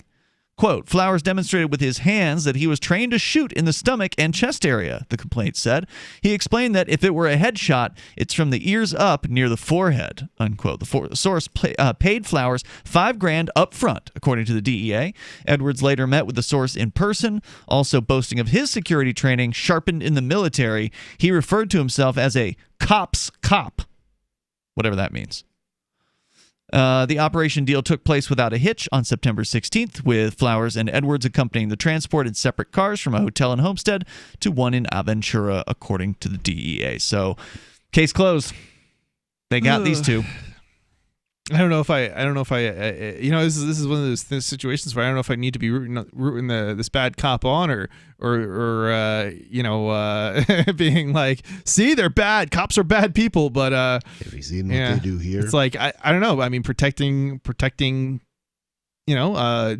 Protecting the people who the other cops would otherwise be stealing from these drug. I don't know if you want to say drug dealers, but certainly the middlemen.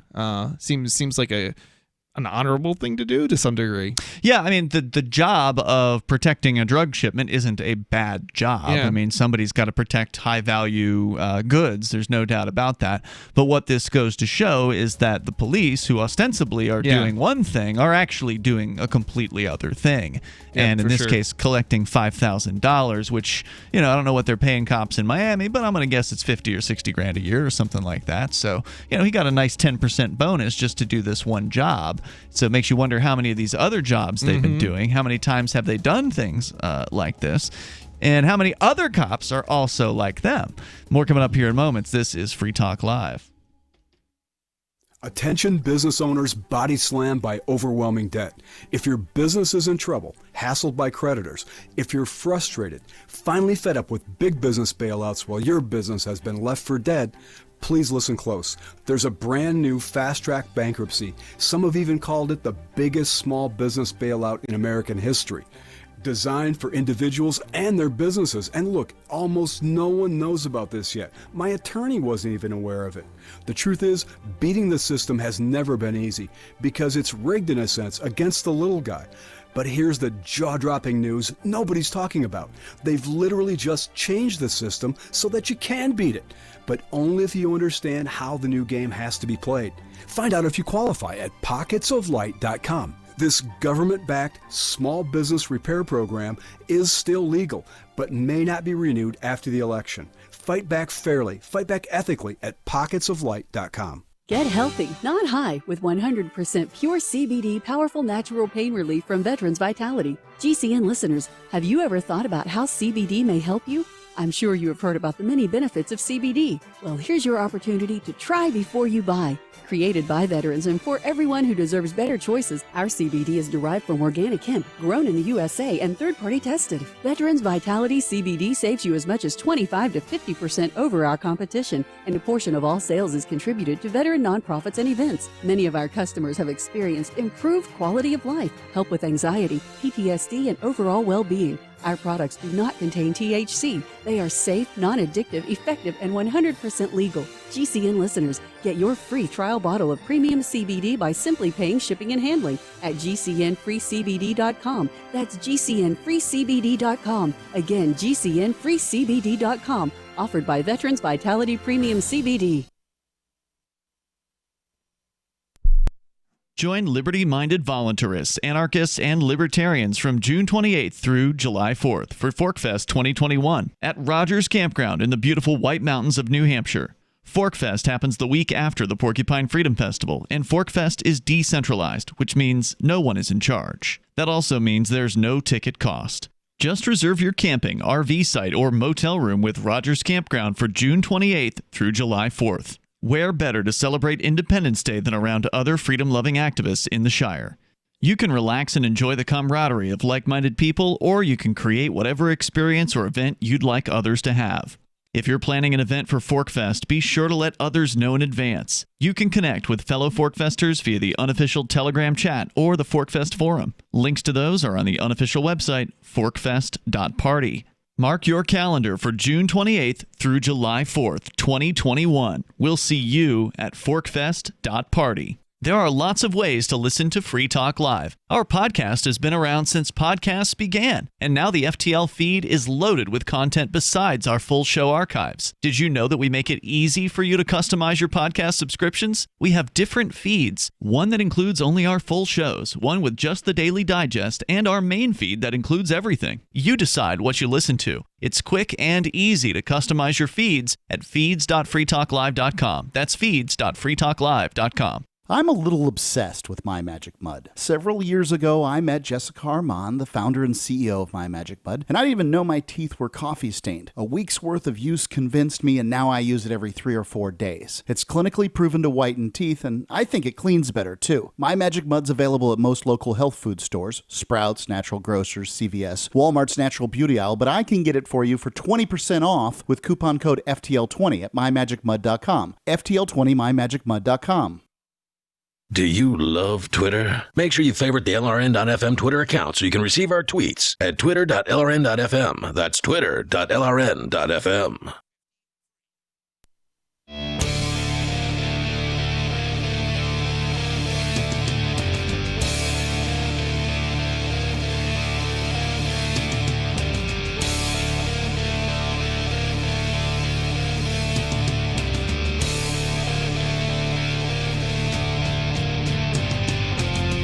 This is Free Talk Live. You can dial in. The toll-free number here is 855-450-FREE, like freedom. That's 855-450-3733. More companies cracking down on freedom of speech online. You're going to have an update on one that I think a lot of people probably wouldn't have expected to hear about coming up, DuckDuckGo, in just a few moments. That's what story Chris is going to share with us. But you've also heard us talking about Divvy here on Free Talk Live. It is a cryptocurrency, and one of the things that makes it different is it's super easy to set up a master node. Now, a master node is a special type of node that performs certain services for the network and gets rewarded for performing those services, and you can do that with Divvy easier than any other cryptocurrency that I have ever heard of or seen. In fact, I've gone through the process, and it's super simple. Go to DivvyProject.org. You can get started learning about Divvy there. You can acquire Divvy at multiple exchanges or get it straight from the Divvy team. Now, you can get in touch with them directly through Telegram by going through DivvyProject.org, DIVIProject.org. That's DivvyProject.org. Now, of course, we'll take your calls and thoughts about whatever's on your mind. Our toll-free number is 855-450-FREE, like freedom. We were talking about the corrupt cops just a moment ago. Another example of where, when given the opportunity, a couple of cops who they were on, like, you know, the task force of some sort of SWAT training, and they were been around for a while, right? One of them was the son of a police chief. So his family, his sister is a cop. His family is a cop family. And yet they were willing to take $5,000 to run a load of cocaine from point A to point B and basically provide security and protection for that load of cocaine. As you point out, Chris, there's nothing inherently wrong with selling drugs to voluntary buyers or whatever, or protecting the people who are carrying the drugs or moving the drugs or whatever. Right, but there is a problem with hypocrisy. Yeah, especially when I would agree with you on that. And I'm not saying that they should be persecuting the war on drugs, No. but that's ultimately their job as police, Right. and they probably would arrest you if you had a pound of cocaine in your car, yeah. and then they'd probably take the cocaine and sell it on the black market. Yep. And this is spot on. I mean, it just goes to show the corruption in the police force and the fact that they're willing to do things that are immoral and criminal, as well as just like violent, just plain out violent, and for a paycheck, effectively. And I mean, they could have kept setting these guys up too, right? Like they stopped at this point. They had enough to convict them on this, but I bet you it would have been interesting to ask these guys other questions about, okay, you boys did a good job with that cocaine deal. How about we set you up on a hit? Ooh, that would be super see how interesting. far they would go with being corrupt cops. I wouldn't put it past, I wouldn't, especially, if I would actually want to set up a hit, I bet you police officers, one of the better people to go and do that, because they're going to be able to cover it up and nobody's going to question it. Mm-hmm. And they got their buddies, they're going to, lie for them and say, yeah, I was there or whatever, and I saw what happened, and the guy pulled a gun or whatever on my fellow cop, and they'll just lie about it, right? Sure. And this is these guys, what people don't understand is cops are actually trained to lie. Like, and they lied in your case. They do, and they're trained to lie, and it's under the guise of getting people to like reveal information, like crimes and stuff. But the reality is, they don't only use that training for getting people to like reveal crimes. They actually use that training in order to basically make stuff up when they get on the stand, and nobody ever calls it the cops. Sure. So theoretically it's they're committing perjury when they do so, but you can't prove it. Yeah, and even if you could, if it's their word against yours, right? And even if you could, who actually is responsible for doing something about that perjury? The prosecutors, right? And the prosecutors aren't going to do anything about it because it's in their interests to get convictions, right? So the whole system is just corrupt from the. It's awful. And there's so many stories like this. It's time and time again. There's so much corruption. It's overwhelming, but yet people still have this mantra that they repeat. Oh, well, it's just a few bad apples. It's just a few bad apples. It's not just a few bad apples. The whole thing is corrupt from its very core. Right. It's got corrupt incentives. That it's built upon, basically. I mean, there's nothing corrupt inherently with the idea of saying, hey, there's murderers and rapists out there, we should do something about that. I get that. That makes sense. But the problem is the corruption comes in when you have a monopoly on coercive force, where these guys can basically do anything they want to do. They can be as bad boys as they want to be, and you're still forced to pay for it. If you don't like the service, quote, service that they're giving you, they will steal your home from you if you don't pay for it. I think it goes even deeper than that, because ultimately you're swearing allegiance to effectively somebody else. To the state, to you the mean? state. And the state is not just moral a concept. beast. It's a, laws are not based on morals. So anybody who's willing to swear an allegiance to the state is swearing an allegiance to do bad, immoral stuff. Correct. You're swearing an allegiance to a system that encourages corruption and hypocrisy. Right. It's like good people don't become cops. It's just that simple. And I understand that there's going to be some people out there. I wouldn't go that. I won't go that far. I won't go that far, because I think some good people did become cops, and then they found out how bad it was. I mean, I don't know, man. It's hard to believe that somebody would get through all the way through the training and everything else, and then be like, oh, now I'm discovering that this is a corrupt and bad system. It's just, I don't know. You might discover it during training. Yeah, but you might think to yourself, well, I can do something from the inside. I can excuses. Okay, I don't know. You might think to yourself, okay, I can change this. You have to come up with a really big lie to yourself to excuse away, what you're being trained to do. I mean, they're literally teaching you when you go to the police academy. They're teaching you how to lie in order to extract information from people. Sure, and that should be your first clue that there's something wrong here. Right, no doubt. I mean, some cops lie for their whole career. They're undercover agents. And that's all they do. That's what they do with their day, is tell lies to people. It's sick. And even if that was acceptable, even if we'll say, okay, well, that's justifiable because whatever. How are you justifying it when you get up on the stand and do it? Oh, to lie. Well, they would probably justify it in that case of, well, they know this is the bad guy, so they can't prove it, but they're going to lie about it. All right. That's like, typical. I'm just blown away by how terrible people justify, their violent actions. I don't think it's right. I just, I'm not going to go so far as to call them terrible people, because I don't think they all are terrible people. I think that there are some people who, I think most of them, what they're doing is terrible. Yeah, I mean, from your perspective, that's true, and from my perspective, I don't appreciate what they're doing 90% of the time. But every now and then, they actually will go after a real criminal, and I don't think that they're wrong necessarily in those instances.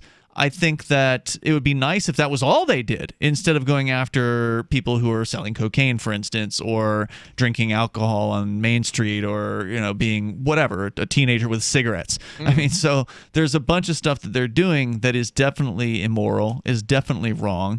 And it comes from the fact that people believe in the idea of the state. This is a mass delusion that justifies this behavior. Not only are they told that it's a good thing to be a military person or a cop or whatever in the government schools, so it's constantly pounded into their head. It's also pounded into their head by the media. There's constant worship of until this year. There's finally some media that's been actually focusing on the police because of the George Floyd thing. Finally pushed some people over the brink. But up until 2020, the media was full on with the police, and so the propaganda is just nonstop. There are women, and I'm sure men too, who are badge bunnies. These are people who are attracted to power. The uniform turns them on. So so they get all this, like, it's adrenaline. There's adrenaline, and then there's the adrenaline of being in the moment, going after a criminal or whatever. So there's adrenaline junkies, but there's all this reinforcement of, you're doing a good thing. This is good. This is what people want. This is what the state wants. This is what people vote for, etc. So they believe they're doing the right thing in a lot of cases. The problem is that the cops, people have this impression that cops go after, rapists and murderers and things. And the reality is, most cops don't. Yeah. The reality is, most cops, that's not what they're doing. So this, even if you got all the way through training and then become a cop, it's hard for me to believe that by the time you get that far along and you haven't realized that's not what your job is, that's not what you're going to be doing, how do you continue that? You should ask a cop that and see, or a former cop, somebody who's left for whatever reason, and they've sort of come to the good side. There's, I'm sure, a whole bevy of justifications out there for it. Some of them, it might be, well, I got to put my kids through college, and this is going to be a good way to pay for it. The money's good, and I'll try to do as much or as little damage to people's lives as I can. I'll look the other way on this and that, and there's a lot of justification that people can go through. The toll-free number is 855-450-FREE, and I'd rather have cops that are looking the other way on the teenagers with the 12-pack of alcohol. I or whatever, agree, right? but more coming up here in moments. Hour 3 is next. This is Free Talk Live.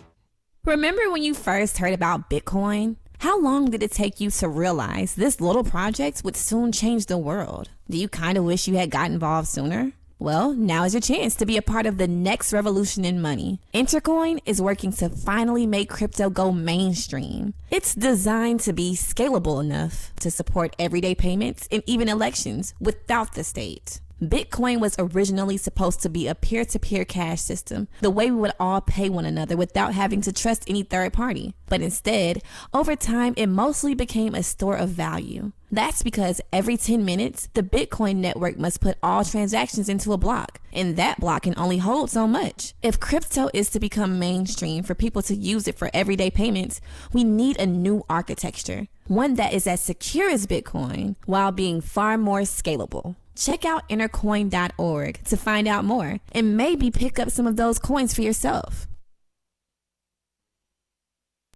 There are basically two types of advertising: direct response and branding. Radio's great for direct response with its low cost to listener ratio, but audio can't be beat for branding, which is a longer term endeavor. You want to be the first thing that someone thinks of when they think about your product or service. If you have a local business that you want kept top of mind in your community, call the station. If you need national reach, Free Talk Live's got around 200 radio stations, millions of monthly listening sessions, can suit all budgets, and if we don't think we're right for you, we'll tell you. Email me, mark@freetalklive.com. What if you want to hear the latest episode of Free Talk Live, but all you have is your phone, you forgot to download our archive, and you have no data connection? You can call our Listen line at 641-793-0191. That's a long-distance number, so you may incur charges. If not, listen as long as you want. 641-793-0191. The Free Talk Live Listen line, 641-793-0191. You're listening to the live edition of Free Talk Live. Hour number 3 is next after the news here on the Liberty Radio Network at LRN.FM.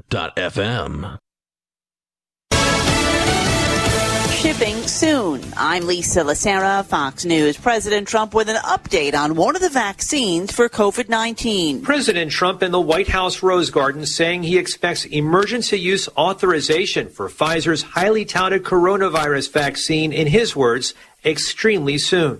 In July, my administration reached an agreement with Pfizer to provide $1.95 billion to support the mass manufacturing and distribution of 100 million doses. The president said delivery of other coronavirus vaccines will also be, in his words, very rapid. The president said a vaccine would be made available to the elderly and high-risk individuals first, and then to the general public by April of next year.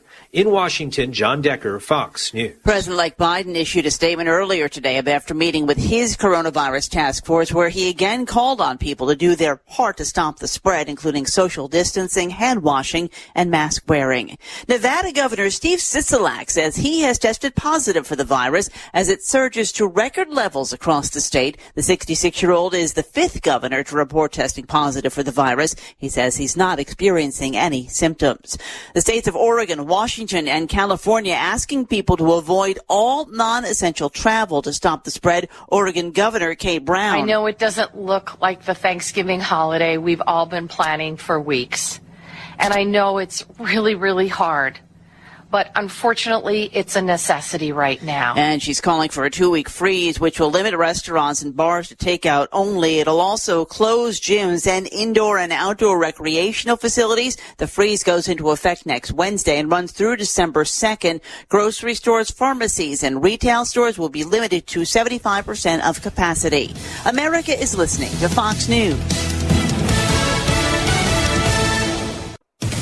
Life can be stressful, even under normal circumstances. 2020 has challenged even the most difficult times of life. These days, you need stress relief that goes beyond quick fixes. That's Headspace. Headspace is your daily dose of mindfulness in the form of guided meditations in an easy-to-use app. Headspace is one of the only meditation apps advancing the field of mindfulness and meditation through clinically validated research. So, however today's news hits you, Headspace really can help you feel better. Headspace's approach to mindfulness can reduce stress, improve sleep, boost focus, and increase your overall sense of well-being. Backed by 25 published studies on its benefits, Headspace has 600,000 five-star reviews and over 60 million downloads. You deserve to feel happier, and Headspace is meditation made simple. Go to headspace.com/Fox. That's headspace.com/Fox for a free 1-month trial with access to Headspace's full library of meditations for every situation. This is the best deal offered right now. Head to headspace.com/Fox today. Sanctions against Iran will not be easing during the last months of the Trump administration. Iran should prepare for more American sanctions.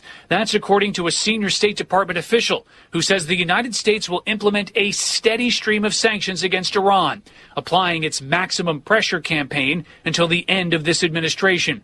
Other officials are warning the incoming Biden team against yielding that leverage.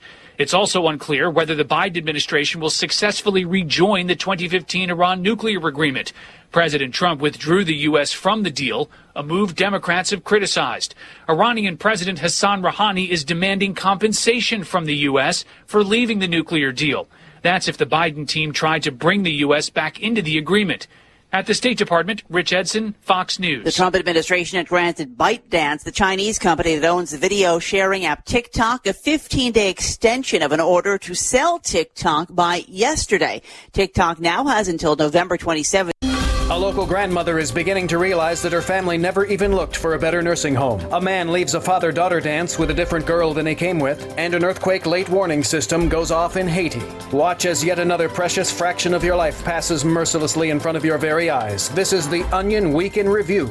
Shortly after discovering he had locked himself outside of his suburban home Thursday, fully nude claims adjuster David Ronzo delivered a moving and thought-provoking treatise on the frailty of the human condition to a slowly gathering crowd of his neighbors. Ronzo, who initially panicked when he realized he was naked, soon turned and faced confused passersby and delivered a stirring oration on the grim facts of mortality, along with the indomitable nature of the human spirit. In other news, a man is arrested for stealing over $50,000 worth of beards from Hank Williams Jr. A pretty lady is playing hard to follow, and a dog named Murph lives up to his name. For more, visit theonion.com/newsbeat. This is the Onion News Network. Sony released this week the Nasal HD 340s, a brand new pair of high-quality nose buds designed to let users blast different scents into their nostrils throughout the day. The Onion let consumers across the nation sound off about their excitement for the new product. I've always got them in my nose. At work, at the gym, on the bus, wherever. These days, I can't stop smelling tennis ball. Retailing for $49.99, the nose buds accompany the launch of Sony's new online odor store, which sells over 22,000 different smells for download and immediate inhalation. Still, not everyone is quite as enthusiastic about the new product. These things suck. I mean, a lot of times it only works out of the right nostril. The other day I tried smelling picnic table. It smelled more like hardwood floor. And also, to be honest, I have a really hard time breathing with these things on. This is the Onion News Network.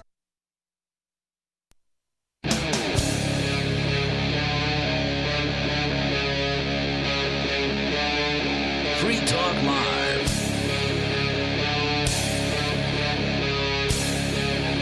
This is Free Talk Live, kicking off the third hour of the program here. You can join us as always. Our toll-free number is 855-450-FREE, like freedom, 855-450-3733. Here tonight, it's Ian. And Chris. And we had to ask nobody to take the night off. He was he was having a little sleepy time. Sometimes he's all right when he kind of nods out like that. Yeah. Like he still listens and somehow still participates in the show. But tonight it wasn't working out. So that's where nobody disappeared to, in case you were wondering about why he was here in the beginning of the show and then just went away. I'm actually surprised I'm not more like that on. I don't know if I've ever been like on that, a more regular basis. Yeah, like, you mean? Just because I stay up all night and I'll code and I'll work and right. It's like my time to concentrate, and somehow I guess it's because I don't get up too early. I'll put that in quotes. Sure. It'll be 1 o'clock in the afternoon. I'm getting up still, and that's not if I was a teenager I'd be like on a Saturday that may make sense, but I'm not. I'm 30 something years old. You're it's old. Way too old to be doing that stuff.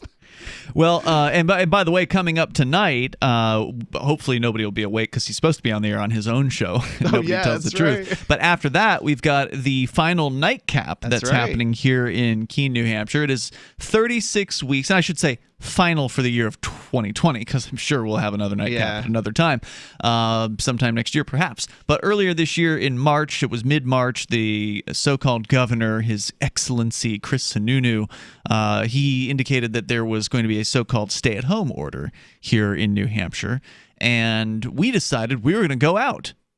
And so we did. We went out that same night that the stay-at-home order went into place. Remind me, was the stay-at-home order just that you couldn't meet up with more than 100 people or more than 50? No, at that time it was a 10-person actual shutdown of all. No, I don't think he ever shut down all businesses, right? No, weren't they? They were still open for takeout. They said that so-called non-essential businesses should be closed. Okay, but I don't know if they were actually enforcing that in any way, shape, or form in New Hampshire. So there was a lot of things that they've said, but they were like telling to close, I thought were open, like restaurants and things for takeout. Those are considered so-called essential businesses, but they were only allowed to do takeout. What was shut down? A bunch of businesses. Like what? I'm trying to think. Okay, so I guess office jobs or whatever, right? Like there's a bunch of businesses out there. I felt like they excluded like every possible job or every possible business from their list, because there's a long list of like exceptions. There was a long list of exceptions. That's true. But other, businesses were told if you can't work from home, then don't work at all, basically. Okay.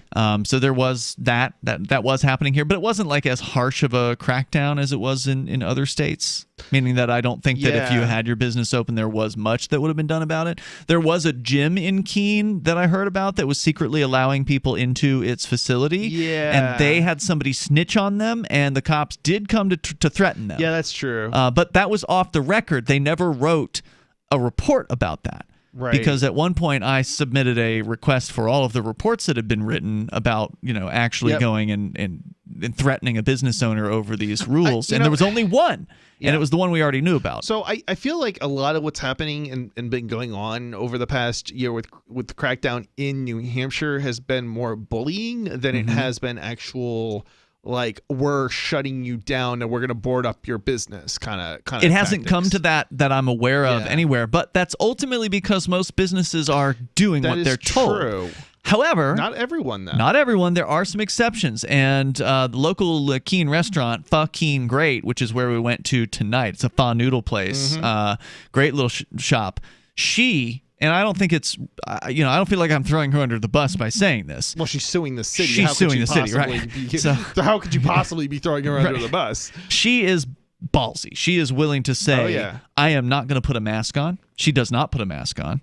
Even if her customers have masks on, she won't put it on. Oh, now her employee will. I was gonna say her employees, I think, will put a mask on if they see other people coming in with masks on. For them, it's a way of getting more tips. Right? Like they don't. It's not because they love the masks. It's like they know that if they pander to the mask person, right. they're more likely to get a better tip. Yeah. But there was apparently one guy had come in today. I don't think you were there yet when the waiter told me the story. I was like a few minutes late. He said there was a guy who had come in, or he was going to come into the store, but he didn't come in because there was a guy who without a mask who walked into the restaurant. And this other guy who was outside the store at the time was in his car, called the restaurant and said, I was going to come in, but I'm not going to come in now because there's a man in the store without a mask on. Well, and so they're like, okay. You're not even supposed to. I mean, so I know in other states, I guess, or some cities that like you're supposed to put a mask on, take your mask down, put food in, and then that's in California. Take the thing out and then put your mask up and then bite and then swallow and then California. Take the mask down. Yeah. So so basically the guy was saying that because there was somebody eating in the restaurant. No, because somebody walked into the restaurant while he was in his car. Like he had just pulled up. Right, so he just pulled up in his car, and he observed a man without a mask on. This is a political issue for him. Well, I wouldn't call it. I mean, some of them it might be political. For him, this is supposed fear. It doesn't just make sense for. This is a fear issue. This doesn't make any sense from a rational perspective because this isn't rational. I know. This is fear. Somebody eating in a restaurant that doesn't have a mask on is no different than somebody standing without a mask on. I understand what you're saying. This has nothing to do with rationality. The entire thing is ridiculous. I mean, you're pointing out why it's ridiculous, right? The idea that you have to wear a political thing. The idea that hold on, it's not political.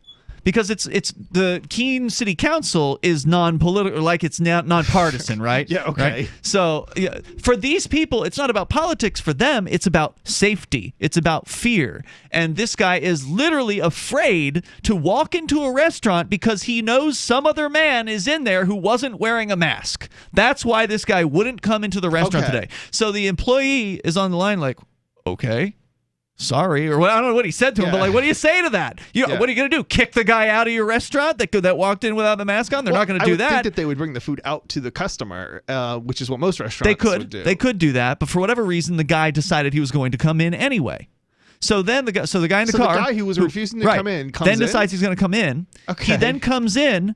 And apparently that's when they recognize him. They're like, oh, this is it's one of their regulars. Yeah. He's been in more than a dozen times before and had no complaints about the owner not having a mask on. Never complained about anything. But now all of a sudden today, he's flipping out. So he comes into the restaurant and he said something to the employee about how he's not going to eat there.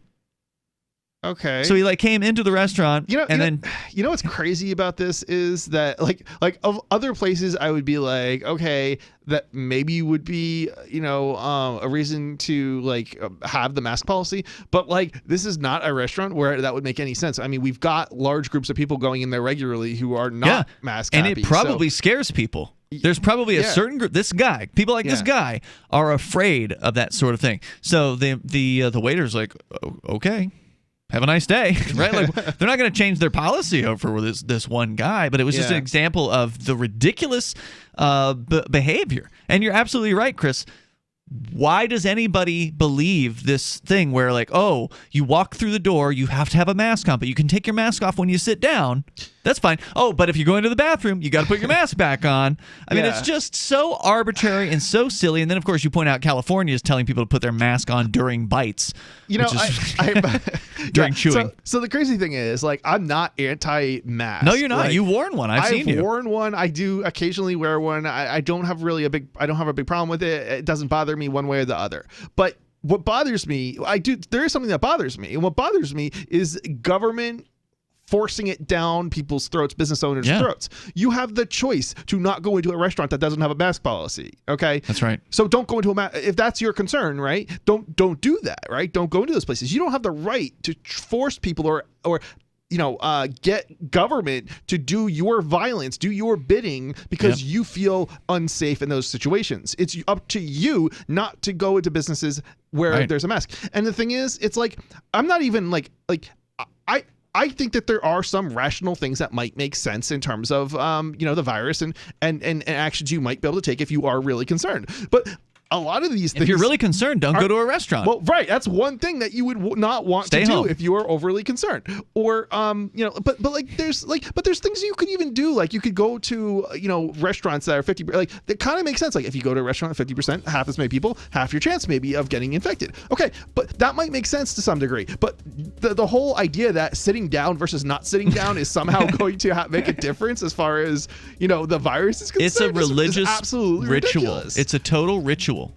It's a belief in the state. These people are they're engaging in ritualistic behavior, and it's sick.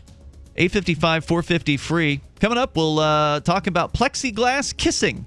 What's that mean? I'll explain. Pork chop, his coat is very thick. He's an Akita, German Shepherd, Lab, Husky mix. Harold, the Border Collie pit mix, has the most beautiful jet black coat. Stuart, my rat terrier, has fur now where he never had it before. DINOVITE.com. Dinovite will give them a beautiful, lustrous coat. It will make you smile. You get some Dinovite, how happy your dog will be. DINOVITE.com. News from news.bitcoin.com. A 1 million ounce gold find in Russia raises questions if Bitcoin is more rare than gold. The Bitcoin market is expected to be volatile until the end of the year. Study shows that half of U.S. investors interested in adding Bitcoin to their portfolio. Bitcoin.com is your source for getting started with cryptocurrencies, getting a wallet, buying Bitcoin Cash, mining, and all the latest cryptocurrency news at news.bitcoin.com. Every year, over 1 million fires burn in America. Fortunately, firefighters are on the job, saving life and property, and you can be a part of it. 7 out of 10 firefighters and emergency responders are volunteers. There's no typical firefighter. Anyone can volunteer to serve their community. Volunteering as a first responder is really about having the heart and drive to make a difference where it's needed most. Your community needs you. Are you ready to answer the call? Learn more and find local volunteer opportunities at makemeafirefighter.org. Having taken her father's throne, Sarah Calhoun has fallen out with one of her best allies, and her brother Nathaniel heads into Imperial Philadelphia with a reckless plan. Her uncle Thomas, armed with new powers and new allies, aims to remove Sarah from her throne and from the world of the living. To survive and to gain the strength she needs to fight an impossible war, Sarah must unite the Mound Builder Kings to enact an ancient rite that will propel her beyond mortality. Servant Daughter by DJ Butler is the newest entry in the Dragon Award-winning Witchy War series from Baen Books at BaenBooks.com. A congressman recently revealed that legislation totaling 2,900 pages and involving more than $1 trillion was available to members of Congress for less than 48 hours to study and consider. That's over 60 pages of legislation per hour. Do you think anyone read the entire bill? I'm Jim Babka with DownsizeDC.org. Consider a proposal buried in a 3,200-page, $388 billion bill, which would have empowered committee chairmen or their agents to examine Americans' tax returns. When this horrible provision came to light, no one claimed to know how it got into the bill. One congressman questioned said, "I didn't write it, I didn't approve it, I wasn't even consulted." If your attorney represented you this way, he might be disbarred. But this is how Congress represents you every day. That's why DownsizeDC.org has created the Read the Bills Act. You can force Congress to read their bills before they pass them at DownsizeDC.org. Some of you asked, and now we've delivered. LRN.FM's live Keene, New Hampshire studio shows are now streamed in HD on Twitch. Visit our channel at twitch.lrn.fm and give it a follow. If you have Amazon Prime, you get one free subscription on Twitch. If you use it on our channel, Twitch will give LRN.FM a monthly piece of your Prime subscription cost. So please watch, follow, share, and subscribe to twitch.lrn.fm. That's twitch.lrn.fm. Looking for a great real estate investment? Consider New Hampshire, which is ground zero for the Liberty Movement. Your first call should be to Mark Worden from Porcupine Real Estate. He's more than just a real estate agent. He's your New Hampshire concierge. Where are the best places to live? Do you want farm, city, the burbs, or forest? Do you want a duplex or multifamily building so that renters pay your mortgage? There are homes in all price ranges in New Hampshire, and Mark can help with financing too. Invest in liberty and property. Mark Worden can help. PorcupineRealEstate.com. You can put the Liberty Radio Network on the air in your area. Visit broadcast.lrn.fm to learn how. Broadcast.lrn.fm.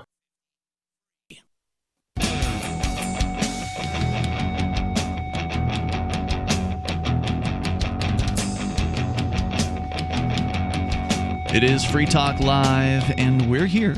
We'll take your calls, your thoughts about whatever you want to talk about. Our number is 855-450-FREE. AnyPay 2.0 is here, and crypto payments are now faster than ever. If you're using Edge Wallet, Handcash, Bitcoin.com's wallet, or Dash Wallet, your experience should be smooth, but some wallets aren't ready for this impressive new technology.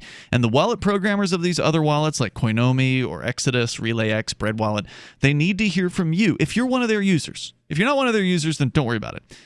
You don't have the problem. But if you are one of their users and you want to have the ability to actually make real-life payments and online payments easily with their wallet via the AnyPay 2.0 protocol, which makes it so fast and so awesome, then really, please take a moment to learn more about it and reach out to those wallet programmers. The contact information for them is available on the AnyPay website. It's anypayinc.com/upgrade. Visit anypayinc.com/upgrade to learn more about this situation and how you can help make payments better. If you care about cryptocurrency, you care about it being used as currency, which is one of the topics we talked about in detail last night, then take the time and go to anypayinc.com/upgrade. As we go to more of your calls and thoughts, you can bring up anything that you want. Now, it's just one of those topics. It can't be avoided, Chris. You were complaining about it earlier tonight. I know. And we were just talking about local restaurant Pho Kien Great, the Vietnamese pho restaurant that has pushed back in a big way against a lot of these mask mandates, and that's definitely worth talking about. Yeah, that is actually less annoying to me than just the general comments everybody's making about it on both sides of the aisle, as far as calling it a pandemic or shaming people for not. Well, both sides of the aisle seem to be in favor of the masks. I mean, the Republicans and the Democrats. Well, governors are. I don't mean Republican versus Democrat. I mean mask people versus non-mask people. Yeah, I don't even know who the mask people are because a lot of non-mask people still put masks on. Yeah. So you can't judge somebody because they got a mask on, because some people are afraid of what their neighbors will do to them. Some of it is just all the people I interact with, just on a regular basis, and it's like I don't know what to say. It's like I've heard you've complained about it again and again and again. It's like every day, every time. The problem is it keeps getting worse.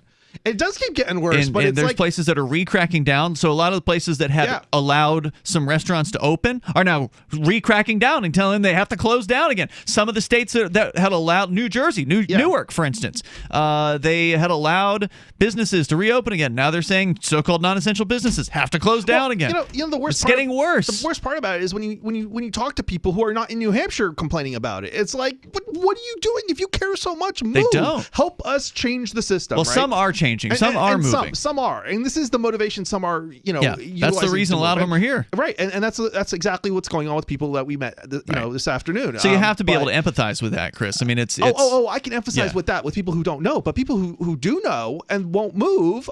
That's frustrating. That's what so frustrating. It's like, well, that's been what's frustrating me the whole time, right? Like, I mean, it's been like, well, there's tyranny out there all over the place. Why haven't people moved? It's because it's comfortable where you are. It's because an object at rest tends to stay at rest, right? Yeah. I mean, it's people have their reasons. They have their families. They have their jobs. They have their businesses. They have their friends. They have their reasons why they stay where they are. Look, I'm sorry. I had a house I had to sell. I had a business that I shut down because of it. I went through a lot to get here. So did I. I lost money on a house I sold. Right. Yeah. It's big time. Basically the same thing here. It's like, if I did it right and I care about freedom and I did it for freedom, why are you like, okay? I don't like the cold either. I don't like it at all. Okay. Right. You had one more reason than I did to move, but I'm already used to it. But anyway, it's like, it's one thing to, complain about something.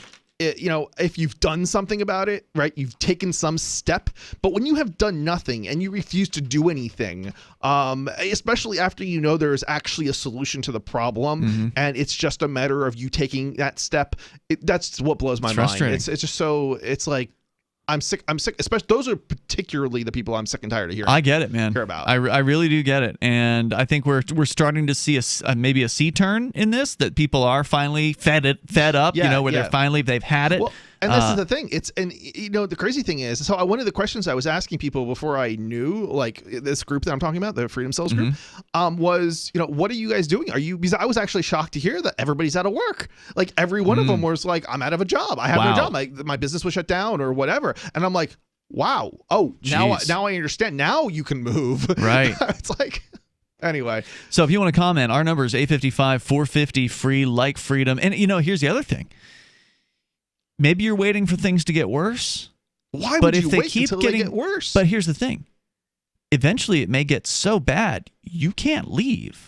And the prices of housing here are going skyrocketing high. Like, you should have already moved so that you were in a better position now. There's a possibility that the housing market will crash as well, right? Like that it's being bid up, but eventually because of the just economic downturn, that the housing may be becoming less available in 2021 or something. So who knows what's going to happen with housing? Yeah. But you can always get a place to stay. So whether it's a little more pricey or not, but here's the thing I wanted to say. Yeah. There are states now that are saying, like Vermont, from almost every state, Vermont is saying you cannot come here without a quarantine. Oh, I've heard of this. So then you have to be tested first, and then you have to wait 2 weeks or something. And even if you test clean, they want you to quarantine for a week. Yeah. Oh, that's right. Even if you're clean, they want you to quarantine for a week. So they said they've got state troopers at like the state entrance points. I've heard they weren't plain clothes. Yeah, I was going to say, I heard they weren't even uniformed. Right. So they're watching people coming in, supposedly pulling them over and threatening them or whatever. New York has been intimidating people, demanding their phone number when they get out the airport, contact information so they can reach out to them and know where they are at all times. So it's like you're going into a foreign country. Yeah. Like when you go, you've done a lot of international travel, right? Yeah. Like normally there's like a form you fill out on the airplane and it says where you're going to stay, and so they can find you if they want to find you. Some countries, yeah. Yeah. And so they're doing that now in New York State. So how far are we away from them saying you can't even come in here at all, or you can't even leave the state that you want to leave? So what I'm saying is, if you've been thinking about moving to New Hampshire, you should probably put your plans into high gear before it becomes impossible. Yeah. Right? You still, to this moment, have the freedom to move from one point to another. And I'm not going to make a prediction that will be impossible soon, but it could be. They're making it more difficult to travel from one state to another, even though they don't have. Technically speaking, you should be able to travel throughout the United States without a problem. However, if you stop in a state, then all of a sudden those states' laws effectively apply to you, and so That's where the problem comes in. So trying to travel from one state, especially if you're trying to travel from further out, is going to be harder and harder and harder. Right, because you got to stop at some point. Right. I mean, how do you travel 36 hours or 26 hours or whatever it is? If you're in the Northeast, yeah, you could do a 17-hour drive, but are you going to spend 3 months getting to New Hampshire if you live in California?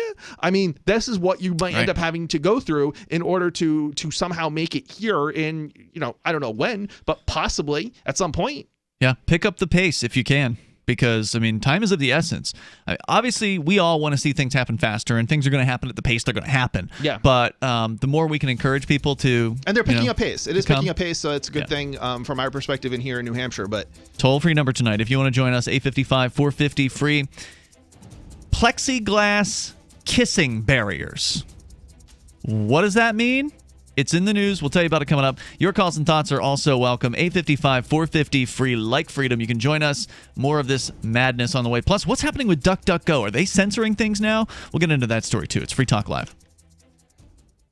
Divvy's been a pretty good investment for Free Talk Live. Their ad campaign started in September 2019, and from mid-March to mid-July, the values soared by 10 times. It's not too late. Divvy's new wallet hasn't even released yet, and other things are happening that I can't even say on the radio. If you want to invest and potentially do well, go to divvyproject.org. I can tell you that FTL is deepening its partnership with the guys from divvyproject.org. Past performance is not an indication of future profit. divvyproject.org. D-I-V-I project.org.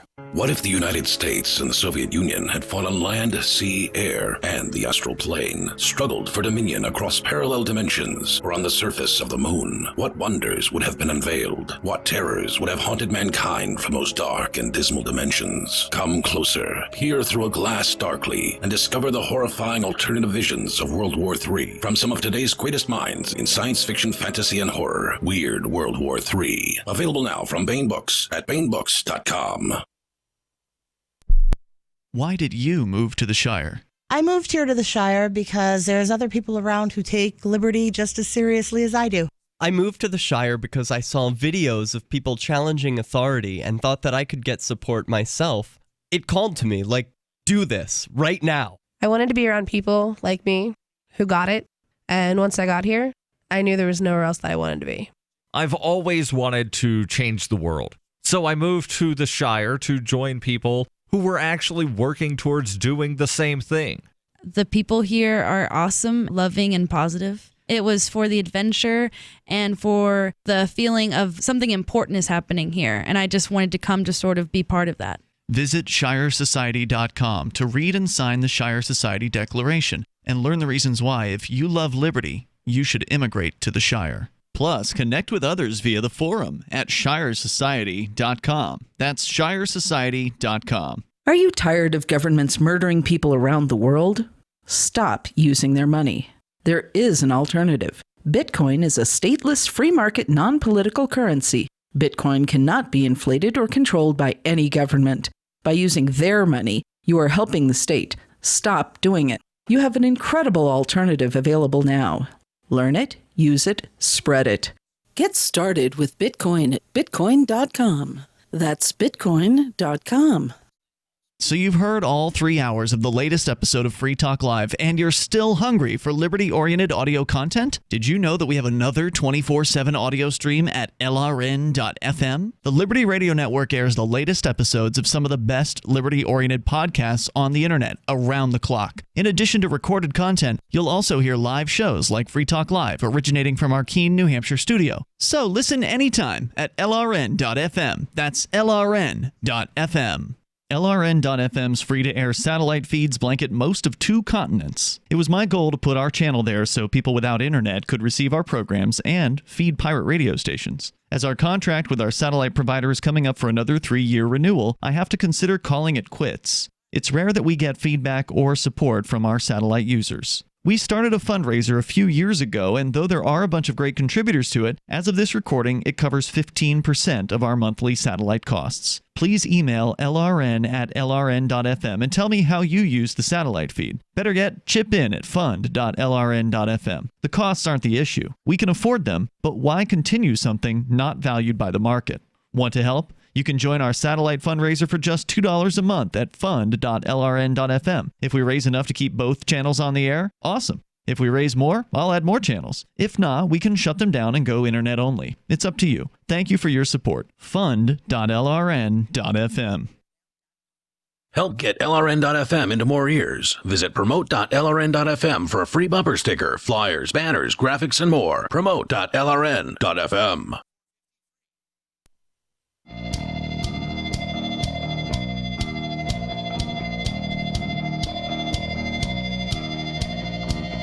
It is Free Talk Live. We will take your calls and thoughts about what you want. Our number, 855-450, free like freedom. With you tonight, it's Ian.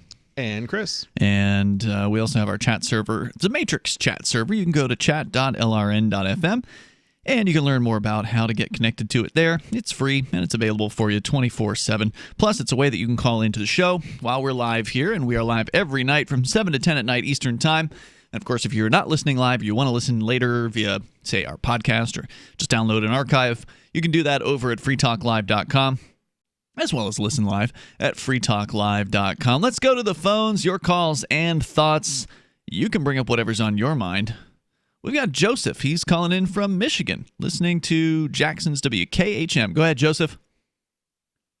Hey, how you doing? Hey, what's on your mind?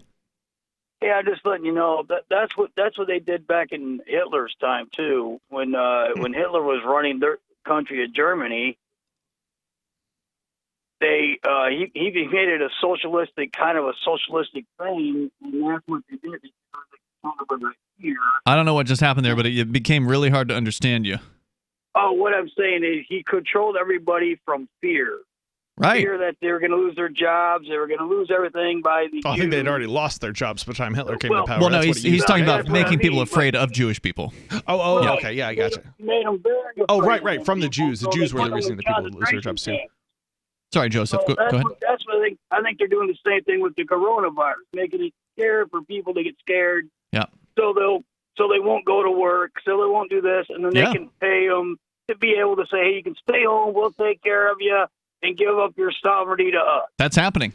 Absolutely. I still have a hard time understanding where the logic is in that, unless it's not logic, it's emotion. No, I know, but okay, if this is some sort of conspiracy, right, where they want somebody wants people not to come into work.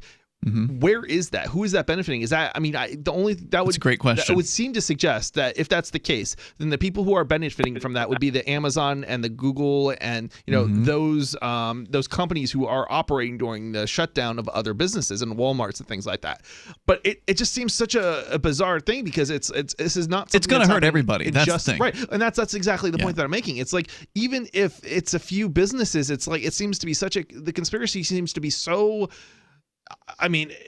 Everybody everywhere around the world is, taking action. It doesn't make any sense. Yeah, and it's damaging. All of it's damaging. And it's like, and when we start talking about governments not being able to do anything, well, how did they manage this conspiracy when they're not able to do anything? It seems to contradict what we know about governments being incompetent and failing and everything else. And it's not to say that it's impossible. I mean, they do stuff, but it seems like I think it's easier to specific acts like I get you taking out a boat or a trade center or something like that. I agree with you. It doesn't make any sense. Economically, it's insanity to do shutdowns, because you might drive some more money into Amazon's pocket, but ultimately you're punishing everyone, and everyone's going to be poorer. So not as many people will be buying from Amazon because they're going to be poorer because they lost their jobs. It just doesn't make any sense to me. And putting people on welfare isn't a long-term survival plan generally for any kind of economy. But it may simply be that these politicians are so ignorant and so power-seeking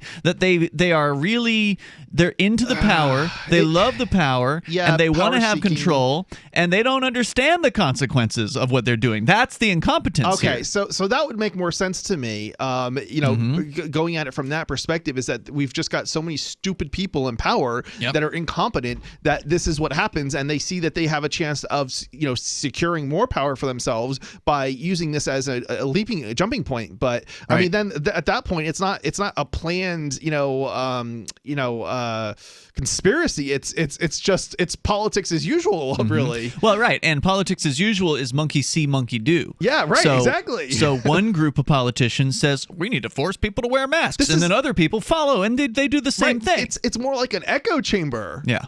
Yeah, I agree with you. I don't think you should associate conspiracy with what would normally be just incompetence. Yeah. Now, that's not to say there isn't some sort of communication going on or some sort of standardization of all this bad stuff. So, for instance, the CDC is cramming these ideas down on the states, and the states and these businesses and these corporations are accepting that. They don't even have any consistency to what they're saying. It's like, how can and you no say one's that following it consistently either. Whatever it is Right. they're saying is inconsistent, and it's not being followed consistently. It seems more incompetence than anything else, than any kind of conspiracy to me. I agree with you. I don't use the term plandemic. I'm not on board with that. I'm not sure I've heard theory. you use that particular word, but there's other people in our circles that have used that word, and it's just like, I just I have a hard time getting on board with this. I don't give them it's the like, credit.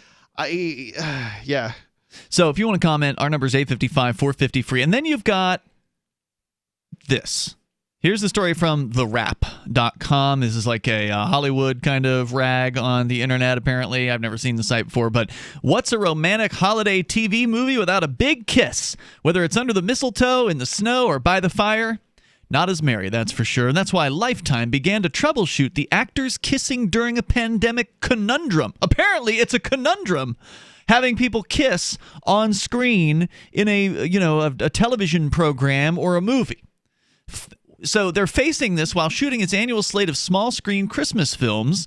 Quote, everybody was incredibly concerned about as we were figuring it out, making sure that we were following the best possible guidelines to keep people safe, said Amy Winter, the head of programming at Lifetime. We all sat down, even before we got started, saying, how is anybody even going to kiss in these movies, given the circumstances? And the greatest, oddest solution I've seen so far is people kissing through plexiglass that can be removed in post. She says, which is absolutely phenomenal. Wait. Let me get this straight. Mm-hmm. Okay. I thought what they were going to say was, we don't want to encourage people to kiss, right? Mm-hmm. So we're going to put plexiglass that you can see in the video, in the film, in the movie, so that the people know how to kiss. So they're going to actually use plexiglass to theoretically protect somebody, and then remove the plexiglass so it looks like a normal kiss? That's what they're claiming.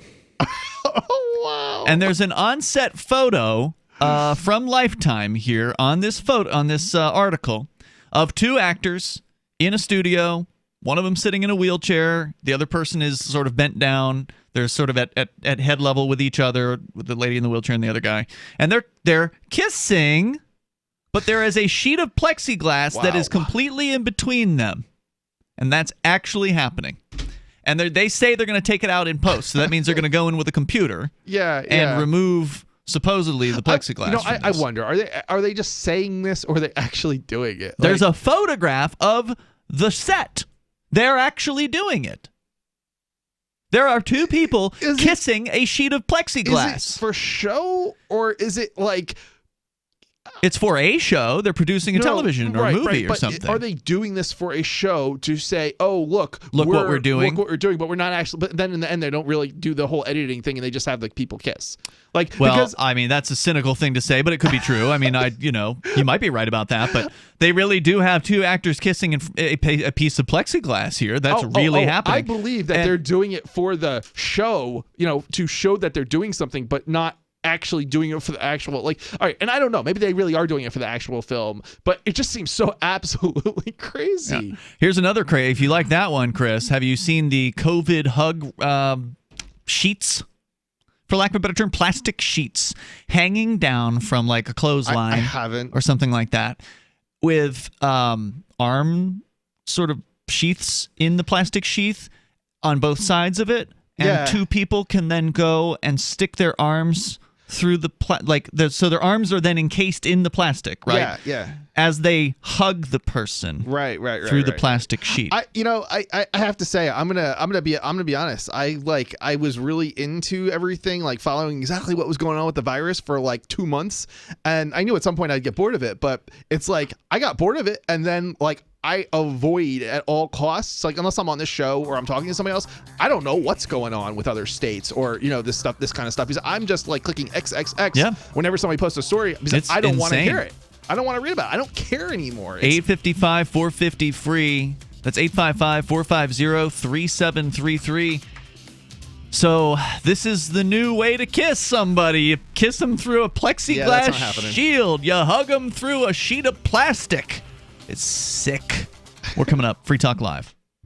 When you have a pain in the neck, a real pain in the neck, back, shoulder, or legs, you now have 2 convenient choices to get fast relief without taking another pill. Because now, Sunny Bay heating wraps and pillows are available at both Amazon and Walmart. Yes, see Sunny Bay's 4.5 to 5-star customer reviews on Amazon.com or Walmart.com. Our made in the USA microwavable heat wraps, heatable neck pillows, and extra large body wraps are designed better for perfect support where and when you need it. Even while driving, Sunny Bay wraps will not burn and stay balanced to provide soothing hot or cold therapy to help treat temporary or chronic pain. And the best part? Sunny Bay quality products start at under $20. Join thousands of happy customers and see why Sunny Bay products have a lifetime 100% positive rating on both Amazon and Etsy. It's easy. Click Amazon or Walmart and search today for Sunny Bay. We have all seen and perhaps used the alcohol-based hand sanitizers.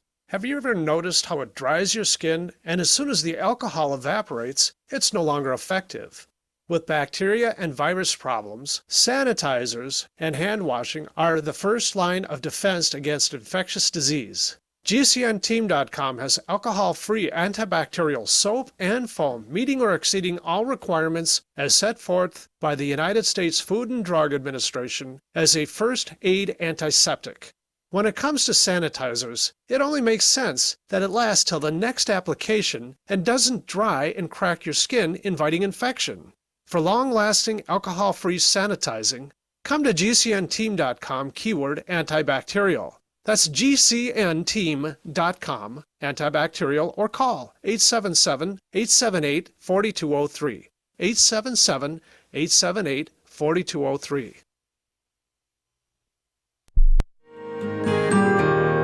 So the protection of life, liberty, and property is what the Free State Project is all about. But it's an effort to move 20,000 people who understand. It's about demonstrating to the entire country that, yeah, we can have a free market, a truly free market. Making it just a freer, great place to live. It's the world's largest voluntarist libertarian community, and it's only getting bigger. That's amazing, to be able to move to a place where other people passionately believe in being free and independent. What the Free State Project is managing to do, though, is to put their money where their mouth is. It's physically getting up across the country and saying, let's go someplace and let's demonstrate the power of these ideas. There's a lot of kind of philosophy that surrounds liberty. There's a lot of thinking about it and talking about it. But here in New Hampshire, people are doing it. 101 Reasons Liberty Lives in New Hampshire, a documentary by Free State Project Early Movers. Watch it free at 101reasonsfilm.com. 101reasonsfilm.com. If you want to know the latest about Free Talk Live before we go on the air, all you need to decide is how you want it delivered. It's your choice. Visit news.freetalklive.com to receive our usually weekly news updates by email. Plus, we have a Twitter account at twitter.freetalklive.com, and you can follow us on the decentralized Mastodon platform at toot.freetalklive.com. So please follow us at toot.freetalklive.com and sign up for our emails at news.freetalklive.com.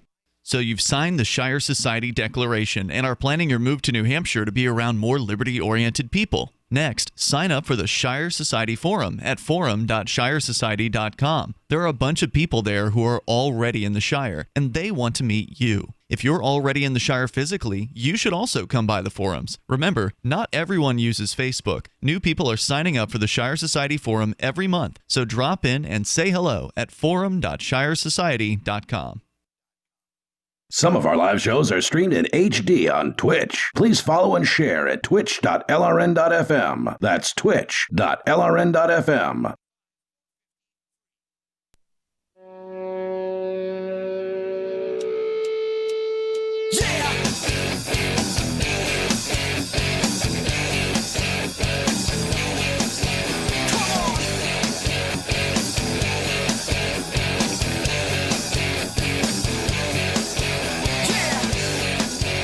Yeah, it's Free Talk Live, and it's the live Friday edition of the show. We're here, and it's Ian with you.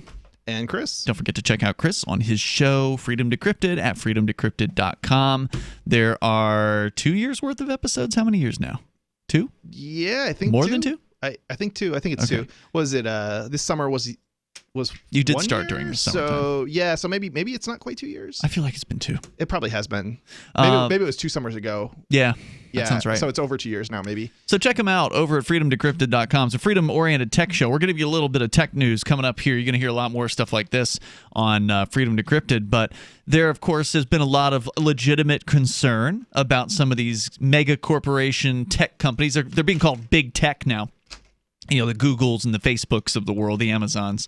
And there's obviously legitimate concerns about these companies and privacy violations and, you know, all kinds of corruption and suppression of freedom of speech and things like that. Now, not that you have to give somebody freedom of speech on your private platform, but they're definitely taking it pretty far with cracking down on the speech of people for just having opinions that are politically unpopular. Dude, even if they're not politically unpopular, they're cracking down.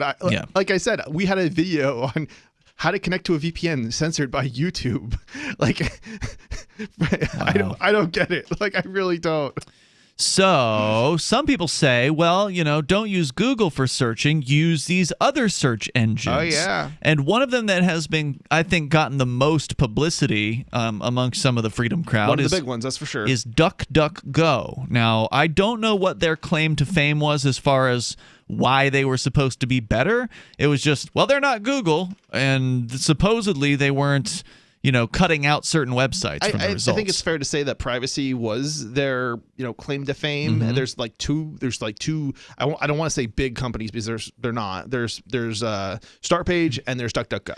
We actually talked about StartPage a long time ago. We interviewed the creator of that particular website. Yeah. Catherine, I forget her last name, but she was actually on our show with us. She hosted a show actually on GCN on the same network. She for a time. I don't think she still does it, but she had her own radio show that she was doing, and purportedly that was a freedom friendly or privacy friendly site that I believe they still exist. I believe they're still doing their StartPage thing. definitely exists still. Yep. So have you heard anything bad about StartPage? I have not. No, and I've always been unsure about which alternative search engine to use, because the reality is Google is like the only one that's worth using if you like need to find something that's hard to find, Unless, of course, they've excluded it from their results. Unless they've excluded which it they've from their been known results. to do, and that's the problem. Part of the problem, yeah. So we already know that Google is, you know, censoring, you know, search results for some stuff at least, all right, and manipulating kind of the results to favor certain companies. And it's not just Google, like even the companies that are, you know, there's companies out there who are also like, it's not. Google manipulates the results, right? But so do other companies that are trying to get their sites higher in Google's ranking, right? So anyway, but some of it is just outright censorship or downranking, especially when it comes to pirate sites and certain probably other types of sites. Right. Now, or they'll bury the results or something like that. Yeah. So, you know, there's alternatives, right? So you think that somebody like DuckDuckGo would be, you know, giving you less filtered results, you know, That's what the supposed censored, claim was. More privacy and so on, right? So what's happening now? All right. So this is really interesting. And where's the story from? So this is from Torrent Freak. Okay. It's a good site to go to if you want, especially piracy oriented news. And they obviously, because of the entertainment industry, there's a lot of censorship going on relating to, you know, piracy. Sure. So therefore, it's a good place to go for any kind of censorship type stories. Popular pirate sites disappear from DuckDuckGo's top search results is the headline for, I think, today, actually. So search engines generally aim to return the most relevant results, but that's not always the case.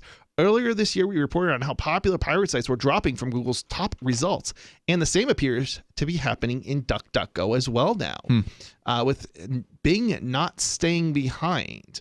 So, yeah, I mean, basically, DuckDuckGo has, for reasons and, you know, reasons we don't fully know at this point, but they have been not censoring just like individual pages, but they've been taking down entire websites. If you were to search, there's something called site : and then if you type in the torrent, like, or not the torrent, the name of the site that you're trying to search, you will get results specifically from that for site. that search. Now, wait, is that true on DuckDuckGo? Because that's true on Google. Yep, it's also true on DuckDuckGo. But not all searches have that site colon thing, right? I'm not sure about that, but I think most of them have something of that nature. Yeah. Maybe you just have to know the wording different. for it. Yeah, you have to look it up. So anyway, apparently now what Torrent Freak did was they did some testing, and they discovered that if you type in, and normally when you type in site and then the name of the domain name, it will just return, like, if you have nothing else like to search specifically, it will just return results, right? Like thousands of results for that site. The most popular pages or whatever. Yeah, something like that. Well, that's not what's going on anymore. Now it is being no results are coming up for these domains that are being censored. So it's not individual pages that are being censored, but the entire domain name is being censored from DuckDuckGo's results. Are they giving specific examples? Because I just went to DuckDuckGo.com and I typed in two well-known pirate torrent sites, the Pirate Bay and then another one, 1337, and they have them both. This is a good question. So they give specific examples. So they're I'm not entirely let's see here if I can figure out which one they're talking about. So let's see here. We just want to go on with the story. 1337x.to if you want to try to search for it. So that's the one that I looked for, and maybe it's just a proxy that I found, but I did find something. Well, if you type in nothing and then just site SITE : and then 1337x.to, it shouldn't show any results. You're saying it is showing results now? 1337x.to. No, they have one that's 1337xto.to. So it sounds like another site that's pretending to be that one. It is. So interesting. So they're filtering out the actual site, but not all the copycats. Right. So they're basically saying we're going to censor the entire site. So it's not specific. It's not even specific speech they're censoring. But why go after that site and not the Pirate Bay? Well, this is a good question, and we don't know the answer to that at this point. But the fact that it is happening is concerning, because before, when you had something that was censored, often it would say, there's censored results on this page, and you could be like, okay, well, I'll just go and use DuckDuckGo or some other search. Well, you can't do that necessarily now. I mean, you could still do that, but it may not necessarily result in give you the results you want. So now what's interesting is I actually have done some tests with DuckDuckGo, and I did some tests with I want to expand on this. So I have reasons to believe that DuckDuckGo is not just censoring a couple of pirate sites here either. I believe that they are actually censoring other content as well. Really? Because I noticed between, in the last within the last 30 days, that there has been other search results that no longer come up when I do certain when I search for certain things. And that's interesting, because if I go to something like Start Page and I do the same types of searches, I'm not seeing those results being censored, basically. And I already knew that kind of, certain things are censored on Google, but apparently they were not censored on DuckDuckGo before, but now they seem to be getting censored on DuckDuckGo. Now, doesn't Start Page pull its results from other search engines? Yeah, I do believe that is the case. They don't have their own engine. So the question is at this point, is this just DuckDuckGo that's doing the censoring, or is it being done upstream of DuckDuckGo? I believe DuckDuckGo is pulling from Bing. Microsoft. Yeah, from Microsoft. So interesting. Yeah, well, they're going to censor. I mean, Microsoft for sure is but I think criminal. I think, if I remember correctly, DuckDuckGo also pulls from other search results. So it's not just Bing.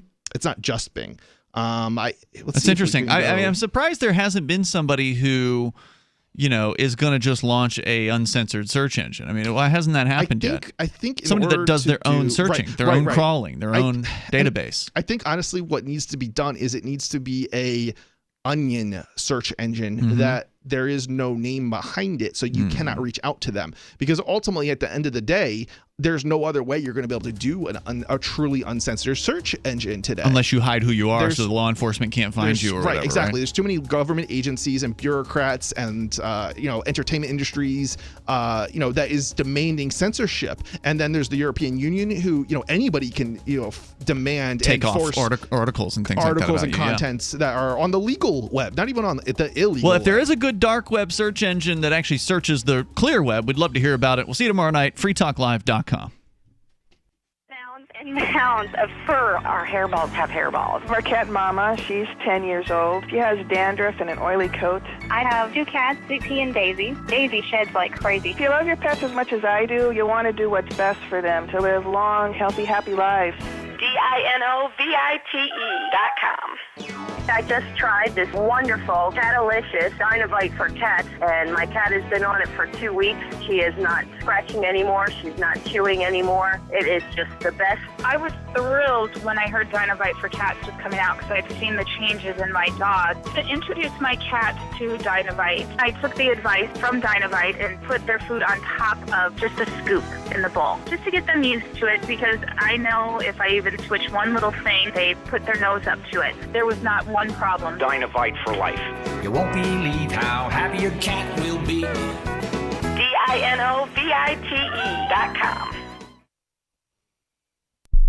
The new 4th edition of Healing Our World, The Compassion of Libertarianism, will take your understanding of liberty to a deeper level and has over 1,300 updated references, new cartoons, and a foreword by Dr. Ron Paul. With discounts for multiple book purchases, the 4th edition of Healing Our World is a great gift for the liberals, pragmatists, environmentalists, and Christians in your life who think libertarianism